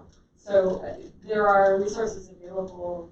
They're laborious to collect, where you can look at a particular parcel of land and understand a little bit about its biological history. So that would be probably part of that kind of a project. And then in terms of the pollinator impact, that really creates a win-win-win for any kind of work that would be done around this urban greening strategy, to the extent that it's not just trees, but shrubs and other types of plants that support pollinators, and then in turn support the ag sector with their proximity. Yeah. I think we'll move on to public comment. Going back to what we were talking about early on in the meeting about being able to be measurable and quantifiable, I think it's essential in your second strategy that there be a definition of local, because everybody has their own meaning of what's local. Yeah. And you mentioned two already, that you were talking about 200, and one's talking about 150. I think there has to be something in there because, number one, people can't go for that target if they don't know what it is. And we can't measure the success if we don't know what it is. So I think it's very important that you add that into that strategy, some definition of local. Okay, thanks. Public comment. I have 5 requests. Are there any others? Okay, I'm going to limit it to 1 minute just because we're already quite a bit behind schedule today and we have a lot left to cover. So we have a clock. Yay. All right, the first 2 are Bernadette Austin, Karen Jock, and Glenn Jessica. That's it. All right, thank you, Commissioners. I'll keep my remarks as brief as possible. I really wanted to highlight some guiding principles that guided us. You've heard about half of them. I'm going to weigh in on the total. So I wanted to highlight, the first is connectedness. The studies show that cohesive communities are more resilient, not just to climate-related disasters, but also resilient to other changes and threats. Indeed, we're living in a time of substantial change, economically, politically, otherwise. Supporting social cohesion and human resilience will pay dividends, not only in recovering after a natural disaster, but also in improving socioeconomic indicators like innovation and youth development. We also talked a lot about leverage. We must work with our existing programs and organizations, as you've heard before. This maximizes resources, supports capacity building within our own communities, and also looking at the co-benefits in areas like health and economic development. The third of the 6 is access. Many topics emphasize improving quality of life for residents, but we need to move beyond, oh my goodness, move beyond looking at residents as consumers, but also looking at reducing barriers and increasing opportunities. And thankfully, my colleague hit the other three, so thank you. Okay, thank you. And just a reminder to say your organization. Karen Jacques, Trees for Sacramento. This was a great talk, really appreciate it. In terms of the planting of the trees, the new trees, there needs to be emphasis on both the evergreens that absorb carbon and the large canopy trees, not lots of tiny, a lot of what we're getting now are tiny ornamental trees that don't help a lot. Love to see us get to 35% canopy well before 2040 because we're in an emergency. I appreciated that there was reference to architectural design that would accommodate trees. For public street trees, there needs, based on Sacramento experience, to be a better system of documenting when a tree has to be removed for health reasons, that another tree gets replaced, because right now that's not happening. And I love help with maintenance of tree costs for low-income communities, because trees have been a huge equity issue. Thank you again for all the effort. Thanks for your effort. Glenn, Ms. Scott, and then we'll hear from Heidi Torres and Angie Guerrero. Do I start or do you start? It says 1 minute. Can I start talking and you hit the button? Oh, okay, now I understand the ground rules. Okay, I had several things I wanted to talk about, but in the interest of the new time restrictions, I want to talk about an aspect of food waste that in my experience goes unaddressed. And that is the fact that food that is brought through the front door, whether it's from a restaurant or bulk sales, you think it's a good buy. About 1/7 of that food does not get eaten. Edible food gets wasted. That cuts across all income levels, and it means that there's up to $1,500 to $3,000 of savings that are available to households. And luckily, you don't have to do a lot of work, because after I'd done my initial research, I found some stuff from the NRDC, and they have some excellent stuff online talking about a food kit for urban areas. They're working with 3 cities already. They have an umbrella group they're working with, and as soon as I find out where to send the link, I'll send you the link. And thank you very much. Heidi Torres. Hi, good afternoon. My name is Heidi Torres, and I'm a volunteer and the membership coordinator of Western Service Workers Association. And I'm also a second-year student at Sacramento State University studying political science. I am here to endorse the position of Sacramento Workers Benefit Council to demand you to put in the policy to have 0 utility shutoffs for households at or below 300% of the federal poverty line. A resolution to define living wages and mandate that all new job creation includes a requirement for living wages. And for this commission to endorse the 2030 Agenda for Sustainable Development. The need is urgent. Today, the United Nations General Secretary Antonio Guterres announced today that we are at a point of no return in climate change, challenging heads at the COP25 being held in Spain to take immediate action. This is intrinsically tied to fighting poverty. Every Saturday, every Saturday I love. Well, my partner will fill you in a little bit more. Thank you. Thank you, Laura. Good afternoon. My name is Angie Guerrero. I'm here on behalf of the over 40,000 low-income service and domestic workers and other low-income workers in the greater Sacramento area. I'm here as a representative of Sacramento Workers Benefit Council. I've been attending the Technical Advisory Committee meetings and the Equity Roundtable meetings over the last 2 months. I'm here to ensure that our demands are incorporated into the plan to combat climate change. According to the Union of Concerned Citizens, when temperatures get high enough, not being able to pay your electricity bill turns out to be a matter of life and death. We, the Sacramento Workers Benefit Council, met, discussed, and decided to advance the 3 demands on this commission. Demand 1, we demand that you act to ensure zero utility shutoffs for anyone with a household income at or below the 300% of the federal poverty line starting January 1st, 2020. Was glad to hear Mr. Okay, so basically, science-based policies today will prevent deaths tomorrow. Thank you. Thank you. And for everybody, just a reminder that on the website, the Climate Commission, there's a platform where you can submit longer comments that will be shared. All right, thank you. Okay, so now we can dive into the recommendations and open it up for discussion. What would we like the tax to do and look at between now and February? Focus on the strategies that the implementation tactics are crucial to our understanding of how the strategies will be implemented.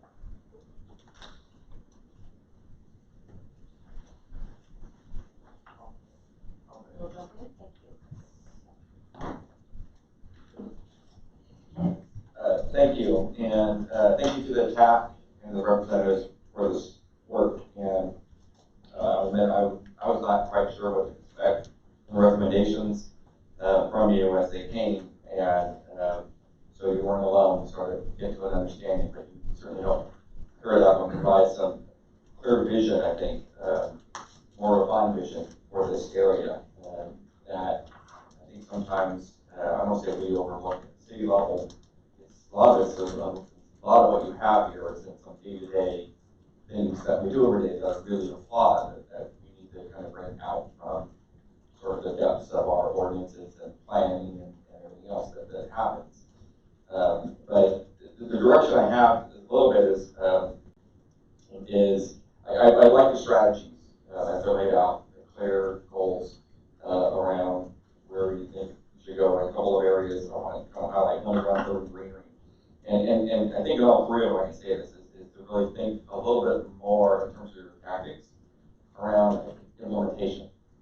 These are really hard ones that you can see at a city level to really implement. Some of them are really good ones that we could take on right away around how we design parking lots or put furniture on parking lots for more greenery around them are really good thoughts. But I just think strategy to call out that we're going to need some partners. You allude to it in all of them here, but think about strategies that this commission, when we all do our job, my fear is that everybody will walk away and leave it to the cities to implement. And I think this is one that begs for bringing a broader coalition of partners and nonprofits and others, and some of the private sector companies and organizations in this room to help fulfill, because we don't have full control over that. So it's just one of the things to think about in terms of a lot of it calls for expanding current programs around cash for incentives. And again, I'm not going to harp on implementation of the policies, right? But to do that, I think we're talking about we need to do that. We'll have to go find funding. You're really sending messages. Start saying electricity. Yeah, I didn't do that, Chris. Yeah, you're sending some really bad messages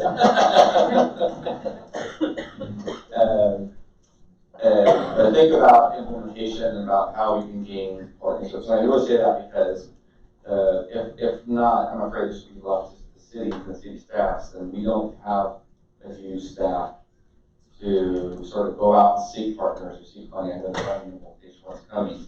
But again, just maybe a little more thought about how that might be its own separate strategy around how do we achieve that, because I'm always reminded, we have a strategic planning session with our city staff where they count on us to really prioritize things that we'll have to walk and chew gum at the same time. We have to get all this done as well as make sure, water is running and make sure everything else is going.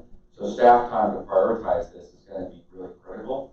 We can't ask them to do all of it. So again, I would just urge you maybe think about incorporating into your actual strategy recommendations something about how we can implement partnerships or other organizations that might be able to take the lead on something to work with cities.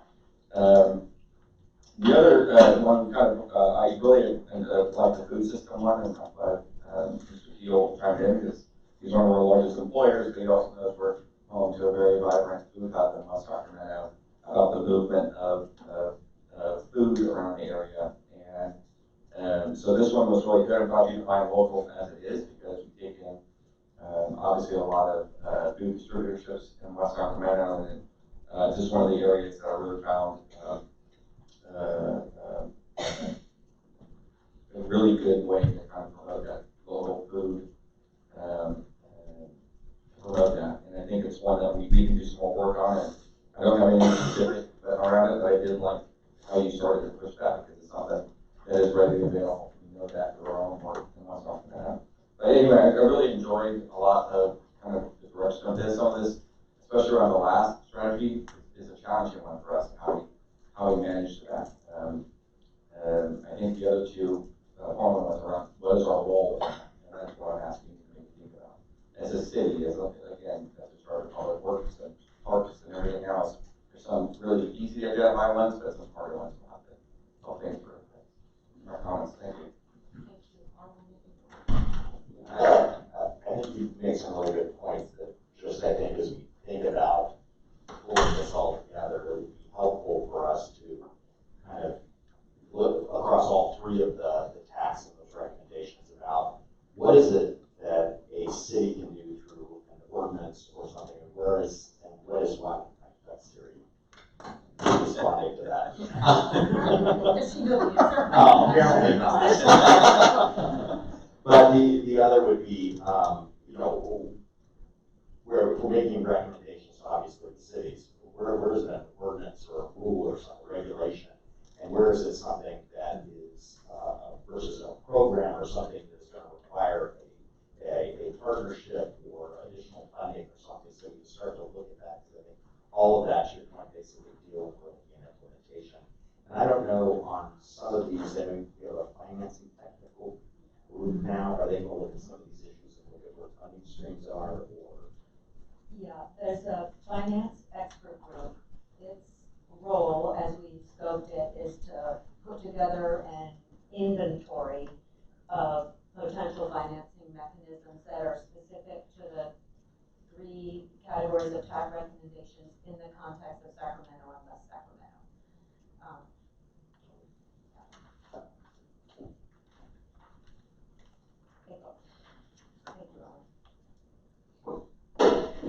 Oh my gosh. We're feeding off each other. I want to thank the TAC for their work. I had the pleasure of attending 2 out of the last, I think, 3 meetings, and I know there was a lot of robust discussion, and thanks to the facilitators as well. I think one of the things that I think there is still an opportunity for the TAC to do in the next meeting is to really think about how we can, as a region, be a national model for how the issues such as, you know, economic disparity and race and disability and other gender and other equity issues that aren't always tied to climate change can be tied to climate change. I think I think that we tried really hard to get there, and I think we can still get there, but I think we really don't want to miss an opportunity here to make sure that the community climate resilience piece is really more fleshed out with more specific recommendations and more specific issues called out. I think one of the challenges that we had, and this kind of goes to some of the public comment speakers that were very passionate in what they would like to see, is that, you know, for example, we talked about power shutoffs and we talked about jobs and a lot of other social issues. But we didn't want, I know that in the Equity Roundtable and some of the other discussions that I was a part of, we didn't want to put a lot of things in that the commission didn't have the ability to or authority to pass, because then it would just be empty and then it wouldn't get at the heart of what we were doing. And I know also during the TAC meetings, there was a lot of discussion about, like, okay, this is a really great program or a really great social issue, but how is it going to reduce carbon? And so I think there were a lot of really great ideas that some people thought belonged in other spaces, And maybe some of them did, but I really don't want us to miss an opportunity here to realize that a lot of those issues about poverty and about ableism and all the other isms that I'm not trying to leave out of what I'm talking about are brought forward because I really think that we can dream bigger in this TAC, and we have some time and I would really like to see us flesh out the community climate resilience piece just a little bit more, because I don't want us to miss an opportunity here to show that a lot of the issues that we think are separate from climate change issues are connected. Because I mean, this is an ecological system. I studied ecology in college, so it's really hard for me to separate a lot of these issues, and I think it would be a mistake to do so. So I just would like us to dream a little bigger, because I think we can get the community resilience piece right, and I think we're getting there, and I think that this is the commission to do it. We just need to dream a little bit bigger and be smart about some of the ways we phrase things and work towards things. Thank you.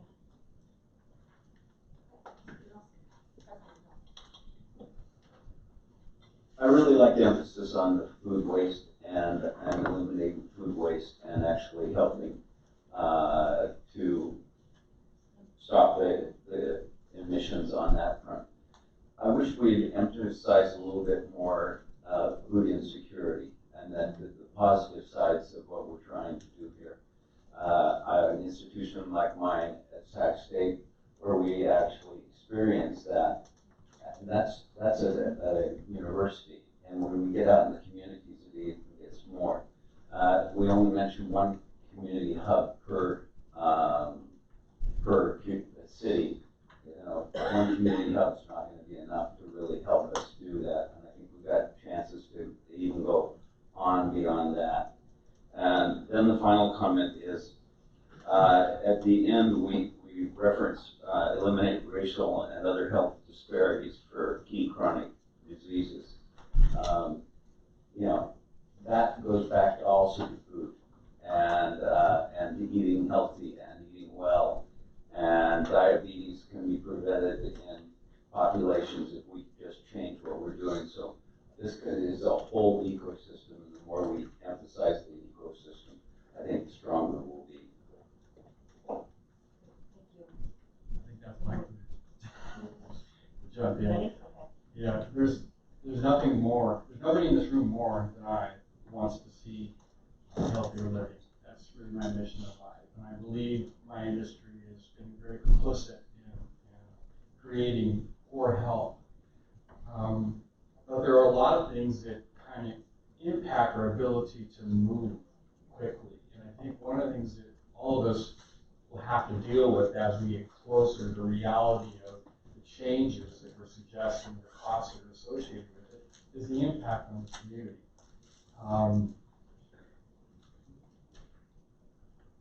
When I got into health and wellness, I said we're going organic. I want all the produce replaced with organic. And guess what? My market share increased. I lost customers. So we had to kind of make an evaluation based on data on which stores could handle it and which stores couldn't. We're leading our customers down that pathway by making good choices and giving them more and more organic food. By eliminating products that are laden with sugar in the front of the stores. But if I just stop selling Coke and Pepsi, guess what? They're going to go to the next store. Well, the same is going to happen here in this region if we don't consider ourselves part of a bigger region when we make some of these decisions. We're worried about food deserts. Will we create food deserts by making certain mandates? That would be a concern that I would have. I don't see that yet, but it's part of the process I think we have to be very cognizant of as we venture down this path. The other thing I would suggest is we've got to find a way to identify the obstacles within the state. The state has a lot of regulations and a lot of laws that are hindering a lot of entrepreneurial ventures that could really make an impact on some of these changes, some of the things that we want to see happen within this plan. So I don't think we've done that yet. I think in the city we will, I think that'll happen because we're closely knit, but we're part of a bigger state. And there are regulations that we've got to find and address that will help eliminate a lot of hindrances. Otherwise, the costs could skyrocket within our own little plan. That's what I have to offer. Thanks, Mike. I guess my question is, how do we have that voice in the TAC now? And if not, let's try to get someone to the meetings for the remaining. I don't know, if there's just one meeting left of the TAC. Yeah, get some representation there from the food industry. Kathleen? Yeah, I think that's a good idea. I was wondering if you have a staff person. Well, we don't have to hash it out now. Yeah. Like, yo. Yeah, how do we get that? Okay. Okay, good, thank you. Okay, Alberto, and then you're just helping. Thank you. I wanna raise a couple of points, mostly clarifying questions. And again, maybe these can be recommendations for when we see the final proposal. But first of all, I also want to thank the TAC for the incredible amount of work that went into this. I very much appreciate the fact that this was very much a catch-all kind of TAC, because as we got started, there was things that didn't quite fit in the first two, so you've done an excellent job. But I have two points that I want to raise. The first one is on the canopy requirement. We clearly support that as an air agency. There's a clear benefit to clean air and carbon with a healthy, strong canopy requirement. But I wanted to get clarification in terms of an issue that I always hear when we promote trees, and that is, and I think some of it is embedded in one of the tactics in terms of maintenance and stewardship and the water requirements and who's going to take care of the trees so that they actually capture carbon for 20, 30 years, whatever the plan is. So I don't know if Kathleen or Dan want to chime in at this point on that, but if not, that's something that I'm going to be looking for in the next version of what we see. And then the second point is, notwithstanding the comment from Why don't we pause and Kathleen so she can have a quick response and then Alberta, that's an excellent point. It's a huge consideration, and those mortality figures, really figure into what you can expect over the long term. That it's a place where there is some complementarity between these strategies too, because to the extent that you develop more local composting systems, that can really improve soil health. That really helps maintain the trees better. But it's something that needs a very focused strategy, that maintenance. That's a part of the Neighborwoods program with the SAC tree, and one that would have to be expanded for sure to address that issue. Yeah, I think just in general, I think many of these tactics and strategies, just like the more we can look at like kind of holistic ecological system space and how one can support the other, the more effective they will be and the more cost effective too. Great. And then the second point is on the second recommendation. And again, I was going to acknowledge, notwithstanding the comment from Mr. Keel about cost. I mean, it is a balancing act that we're all going to face in terms of wanting to be very bold in the commitments that we make as a commission, understanding the fact that it's probably going to cost some money that we're going to have to figure out how to generate. But notwithstanding that, on the second recommendation, I noticed that the opening statement points to greenhouse gas emissions from food transport. And I get the recommendation that is based around higher efficiency, buying locally, so you reduce the life cycle emissions of getting our food to our table. But the one that I was looking for that is not here is to me the most obvious, and that is, how come, and this is just a question I'm interested in, how come the tag didn't include a specific requirement so that the food is delivered to the extent that it needs to be delivered on zero emission vehicles, or some sort of escalating, growing number of zero carbon delivery systems, so that you can again complement what we're trying to do with a more efficient food system. I feel like that might have been addressed in the mobility Not specifically, because again, I was looking for something tied to the mobility recommendation is just a general goal in terms of electrification and zero emissions, but it has no connection specifically to the food system. It's Right, just not a- specific yeah. to, but delivery. And I guess I would argue that the reason I'm raising is, I think that's a missed opportunity if we're gonna explore that. Okay, I'm sure they'll look into it. Okay, Patty. I like where they're going. My comments earlier were a little bit in terms of kind of a show your work kind of question, because I know that there's a lot of other stuff that's happening on, on the state level, and a concern that, that I have is making sure that not only are we not recreating the wheel, but not spending time or unnecessary money creating something that we don't have to, so that we can go forward. It also goes to just a kind of science thing about magnets. Are we trying to repel or we're trying to attract? So in terms of looking at the tactics that come forward with these strategies, what overall incentives, what things are we going to do to try and further generate those markets, those businesses, or incentivize the businesses that are already here in a way to help push them forward?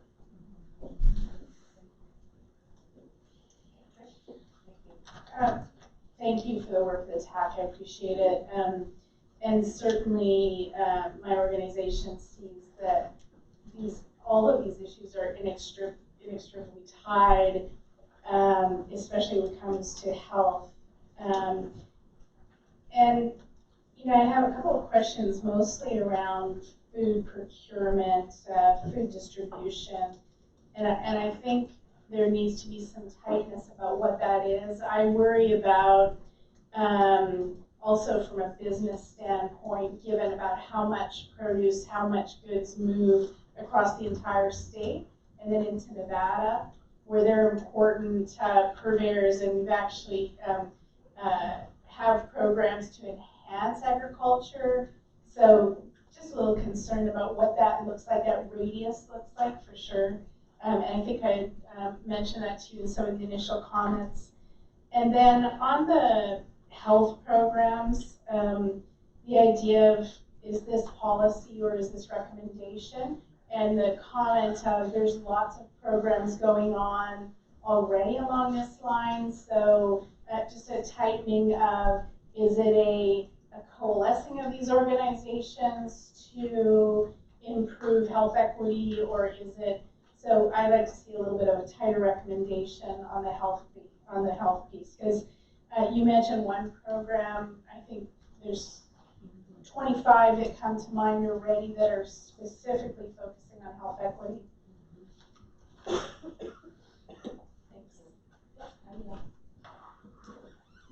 I would like to see something around like partnerships and defining what those could look like more in a way that builds capacity for some of the smaller groups, and how we can like really uplift community groups, especially when we talk about like community engagement and some of these implementation tactics. I know like mutual housing was stated earlier, but that's a way for us to save money and build capacity at the same time by really infusing into some of these local organizations. So I'd love to see maybe in number 3, like a recommendation about how we can build more formal partnerships. Thank you. Yeah, definitely, I really appreciate the ambitious nature of these tactics. I think they're essential to really create change, but I do echo the sentiment that it is going to require strong partnerships, even at the state level, because a lot of these things, including the climate resilience piece, I think that's one of the greatest ones that requires a statewide effort, and there's statewide legislation to address a lot of these challenges.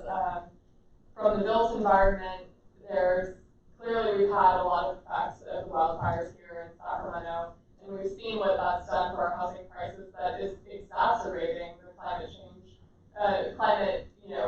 impacts because of forcing people to live further from where they work. I think that, we also need the technological advancements to enable us to, incorporate that change.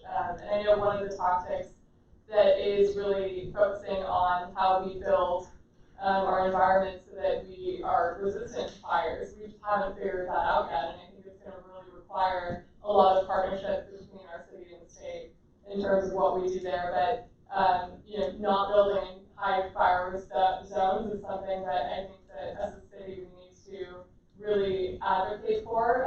But we have to be careful in how we implement these new materials and techniques that may only exacerbate the problem in areas of urban density and vertical density that already have the highest fire life safety requirements in the entire nation. So we want to make sure that we have a delicate balance in those requirements and think about how that's impacting our housing, ability to build housing and provide homes for people in the places where they work.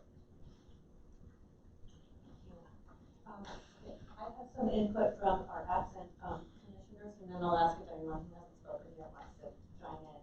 So Steve Hinson basically said he supported the general direction, didn't really have any specific changes he was looking for. Mackenzie Weiser, and both of them thank you, the TAC, for your work. Mackenzie had a couple of comments recognizing kind of the ambitious scope of this TAC, but asked that there be more focus on setting achievable measures and goals, especially at the strategy level. And then, and keep in mind, this comes from Mackenzie, who always tells us to be audacious. Felt that the strategies might be so broad and audacious that because they're so broad and audacious, that it's important that it needs to be very clear how they'll be implemented. And I think that just kind of echoes what others have been saying. And along those lines, I'd say, like, as you rethink it, try to put yourself in the position of the city staff people in Sacramento or West Sac who will be looking at it and trying to understand what are we really being asked to do here, and how does it happen? What are the partners? What are the programs? What are the next steps? I think that that would really strengthen. Okay, anyone else? James? Yeah, I want to echo a lot of the comments of commissioners this evening, just say thank you for great work in this TAC. I do think actually these are really inspirational recommendations. They seem very cohesive, and I also appreciate having these come to the commission and us give you our ideas and thoughts and feedback, and then you're going to go back and look at it process-wise. I think that's great. So we've thrown a lot of stuff at you, and I'll throw one more, which is really more literally is a global consideration, and that is as much as I. And my agency actually is really invested in trying to get more local food sourcing, and you think about Pacific Coast producers here in Yolo County, which is a big tomato processing plant and keeps a lot of tomatoes here. We don't want to be shipping tomatoes to Nevada to process them to bring them back here. Wouldn't make a lot of sense. However, we also have an economic prosperity strategy that we've been working on with the Chamber and Valley Vision and Greater Sacramento Economic Council, who, with the help of Brookings and a lot of other folks, looked at our kind of regional economy and in terms of what could really be a shot in our arm economically over the long term. And frankly, the food system and food and ag tech is one of the, UC Davis, right? It rises to the very top, and a lot of that is about an export strategy. So I just have a very basic question, right, which is there anybody out there who can advise us and think about the balance between locally sourcing and export? And I realize that we may come back and say this is one of these trade-offs that's really hard to make because exporting food to other countries puts a lot of carbon in the air. I get that part, but I'm mindful, having now spent so much time on the economic prosperity strategy and seeing food exports and really the creativity and the entrepreneurial nature of what's happening in this region around food. I'd hate for us to be completely at odds with one another, these recommendations. And it may be that somebody smart could say, you can source 40% of your local and still export 60 and you'll be ahead of the game. I don't know. But I want to flag that as I want to make sure that these aren't on completely parallel tracks and we're not saying opposite things. Let me just respond to that. I think that's a really, really important point. And it's one of the things that I thought when I read that Brookings Institute report is that they didn't talk about carbon at all. And it's a real limitation. So we have to do that work, right? We have to figure out how do we, grow our economy and achieve this carbon neutrality goal. And I think part of it is, and what you're talking about gets to what Alberto raised, which is, you know, as we electrify transportation, exports can become a little more sustainable. But there is that sort of general picture of, okay, the other local regions are going to be trying to localize their food supply too, so what does that market look like over time? And those are questions I think we don't have the answers to right now. So, yeah, really good point. And another knotty problem.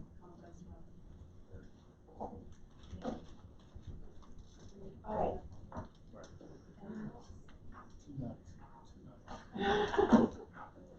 Okay, that's a lot of input. And we'll look forward to hearing back in February. But thank you and everyone from the PAC is here. For all of it on that. Okay. The next thing we're doing is having our first discussion about our foundational principles. At almost every meeting, the conversation comes up about the need for these overarching things like education, accountability. So Julia Kim from Local Government Commission is going to tee up a conversation around that for us. Awesome. Thank you, Chair Sassola, and good evening, Commissioners. It's such a pleasure to be here today with you all. And thank you to everyone here in the public joining us. I know there are plenty of things we could be doing right now, but I'm so glad to see you all here.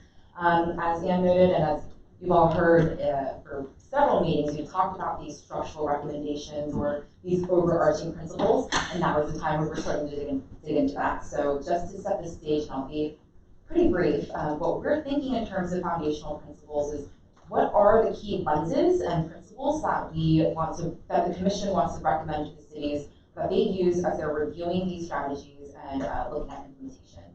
It's been really exciting seeing the conversation evolve and focus a bit more around implementation.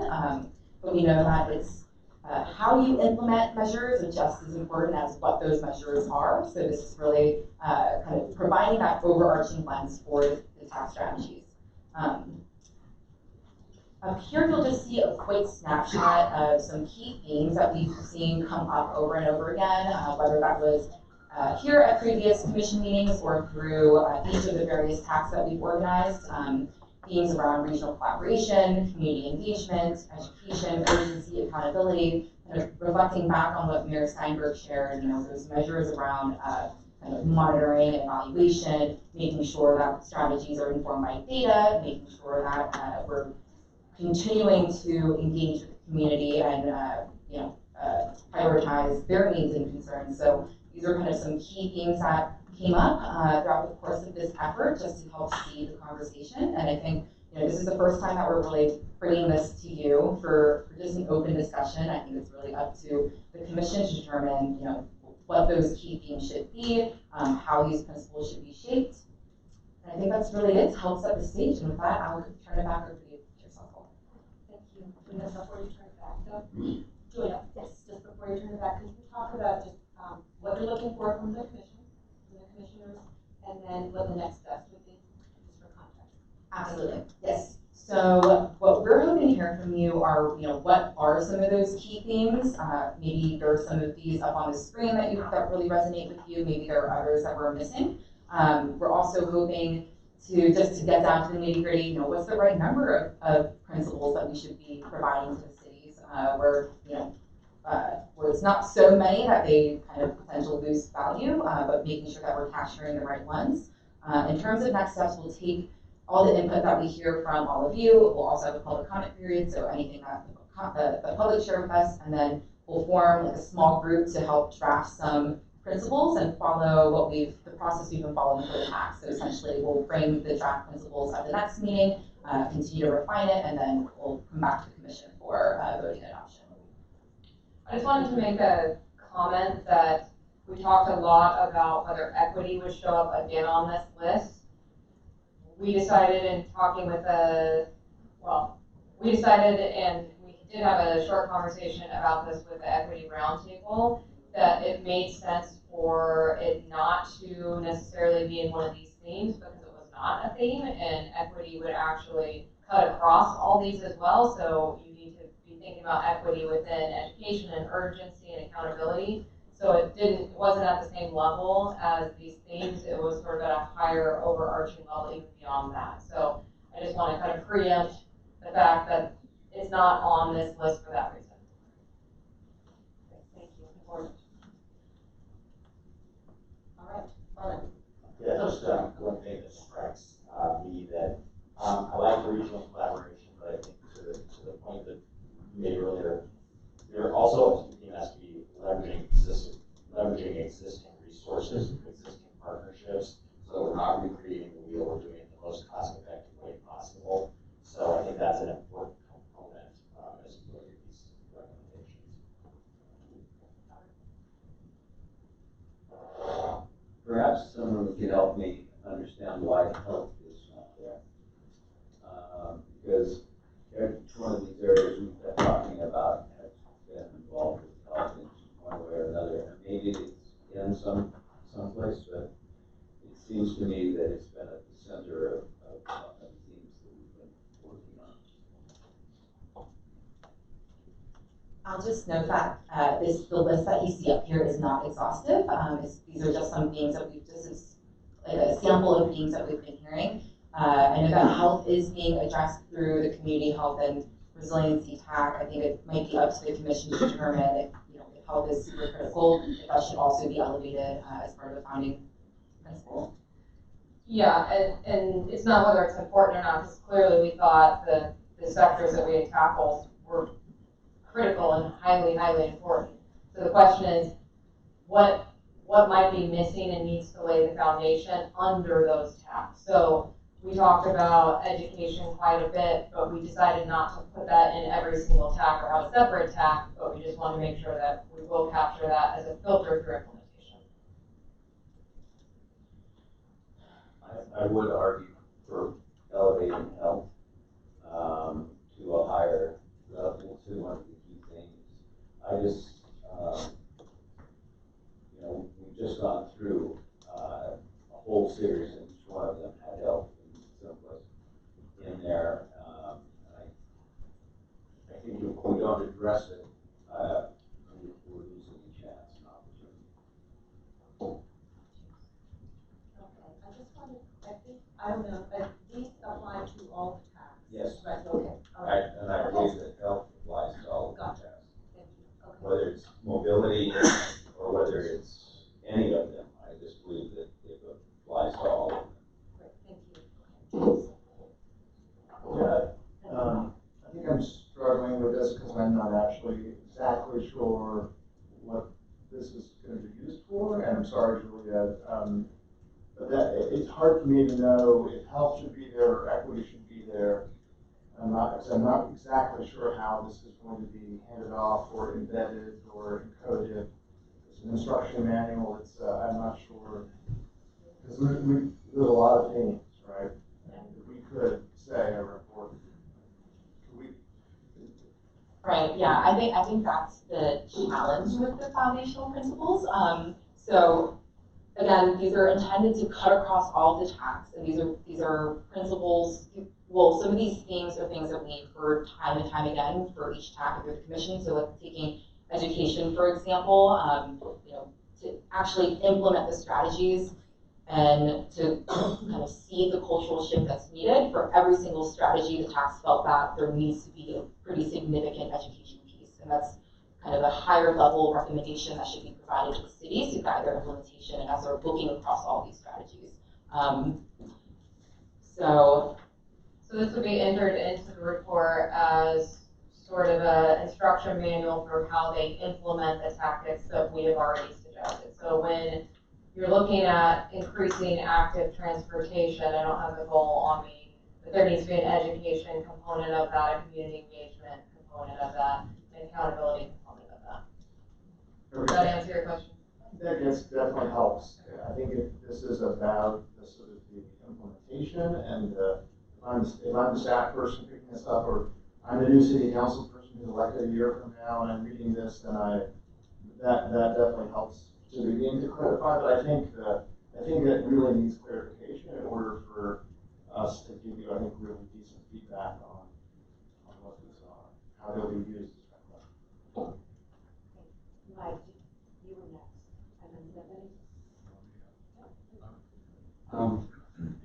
me that unless we're gonna do this at all costs, any costs, financial and economic sustainability needs to be a key theme.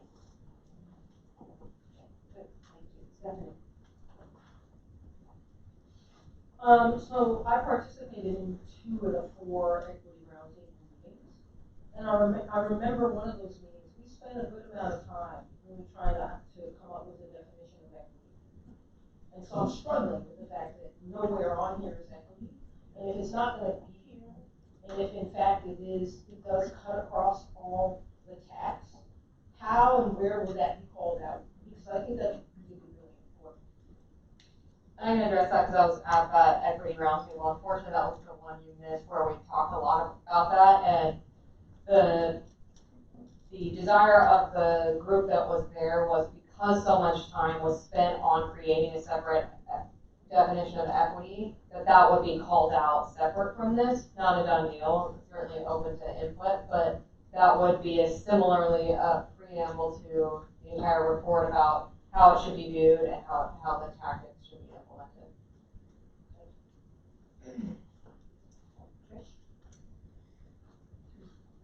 Yeah, you know, I'm thoughtful that some of the most of the recommendations are well researched. I just want to emphasize that the recommendations are based on data and research or best practices that have shown results. Certainly don't want it to come up to when it's prepared for policy without that background. Because I think there's some nice to haves, but what is really going to hit the mark when it comes to policy adoption. And again, this idea of policy versus program recommendation and how that's split out in the report. And then this idea that it's aligned or reflective of other initiatives, and not because there might be in some cases regional initiatives like the prosperity plan that actually go against climate. So I just want it to be thoughtful of it, because there's so much other work going on that are hitting core principles or core elements of these tags. So thoughtful of that. Meg? Thanks. I would echo, thank you for the explanation of how these will be embodied, and I echo James's comment that it's important that everyone be clear and understood how that's different than what the TAC recommendations are. But so in addition to that, one of the needs or desires or imperatives that I've at least heard bubbling up out of multiple competition of multiple tax has been the need for policy advocacy at the state and or other levels in support of some of these recommendations, because part of the scope of the work of the commission is to consider what the cities can do in their own and on their own behalves. But obviously this is a global issue that we're facing, and so scalability becomes really important. And so I would hope that we would also make a recommendation that the cities consider in support of all of these recommendations being active at the policy advocacy level.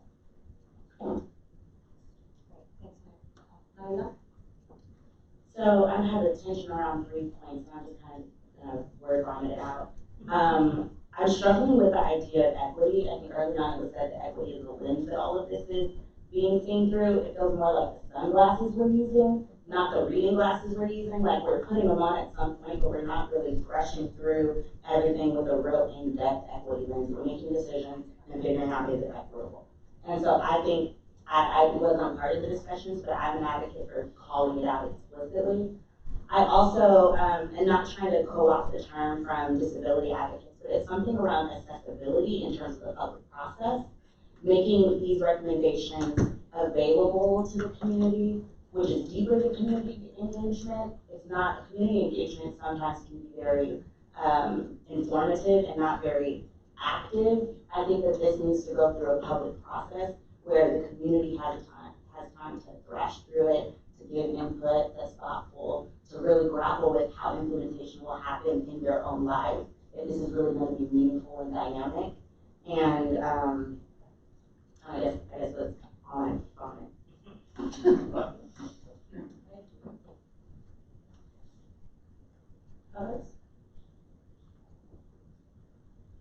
All right, I had a couple of things. I wanted to echo the advocacy. I think that's really important. It came up, we had such a big discussion around it on land use.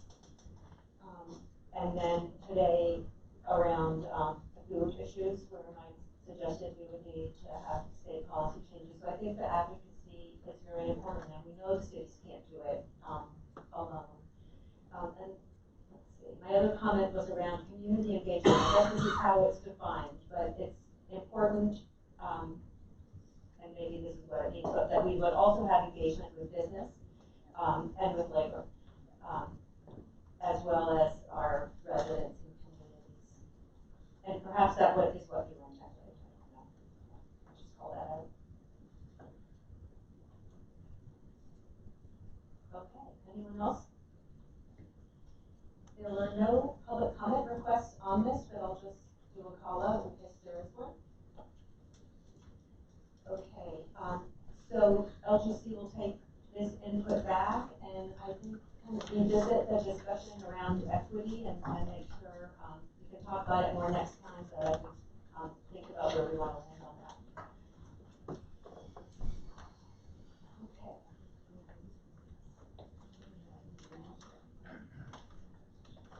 Yeah, I would say, I feel like in some ways, sorry, I'm a little tired.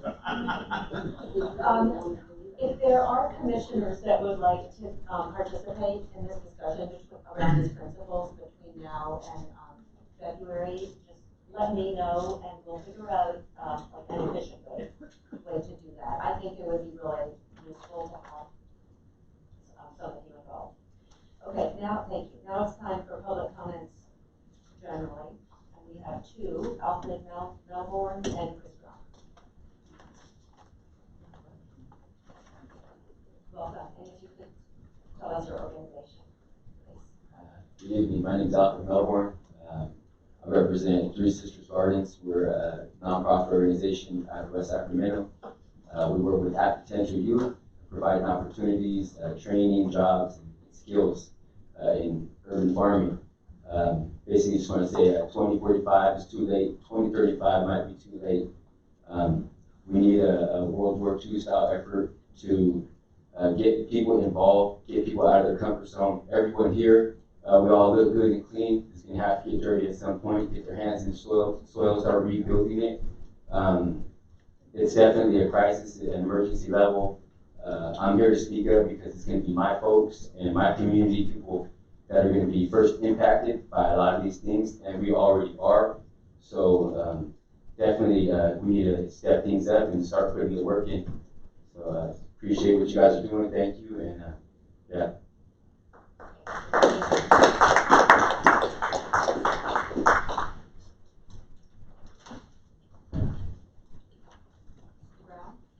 Thank you. Good evening. I don't know how many of you at the dais today read the news this weekend, but we have 9 climate tipping points that are considered active by climate scientists.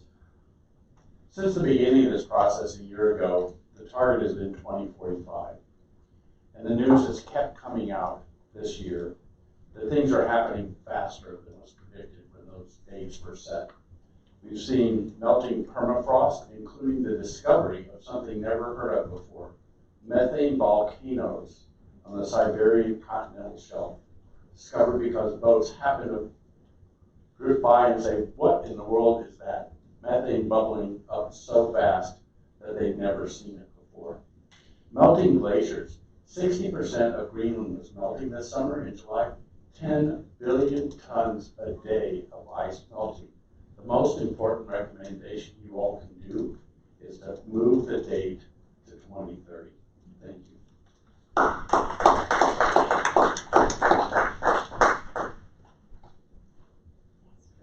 All right, Elena Sanchez.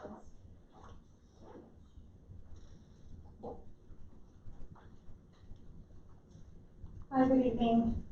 My name is Elena Sanchez. I'm with Western Service Workers Association, and I've been attending the Community Health and Resiliency Technical Advisory Committee meetings, as well as the Equity Roundtable meetings.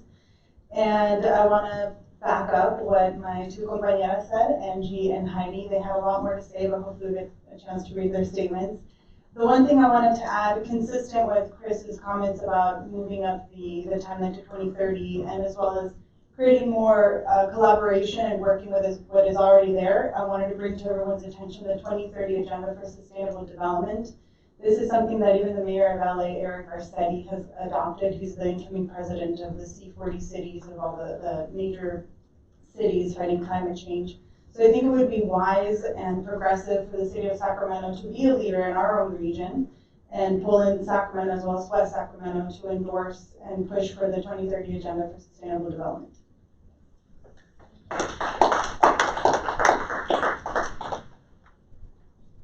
All right. Our meeting. I want to thank you all. The next meeting is February 3rd. And for the public, all the 2020 meeting dates are posted on the website. Between now and then, the TAP will go back to work and refine its recommendations on community health and resiliency. The finance TAP is launching next week on December 12th. And LGC will be working on the foundational principles. I again ask you to contact me if you would like to participate in that process. So thank you all for being here. I feel like we've accomplished a lot this year. And a lot left to do. So thank you for your commitment and your time. And thank you for everything.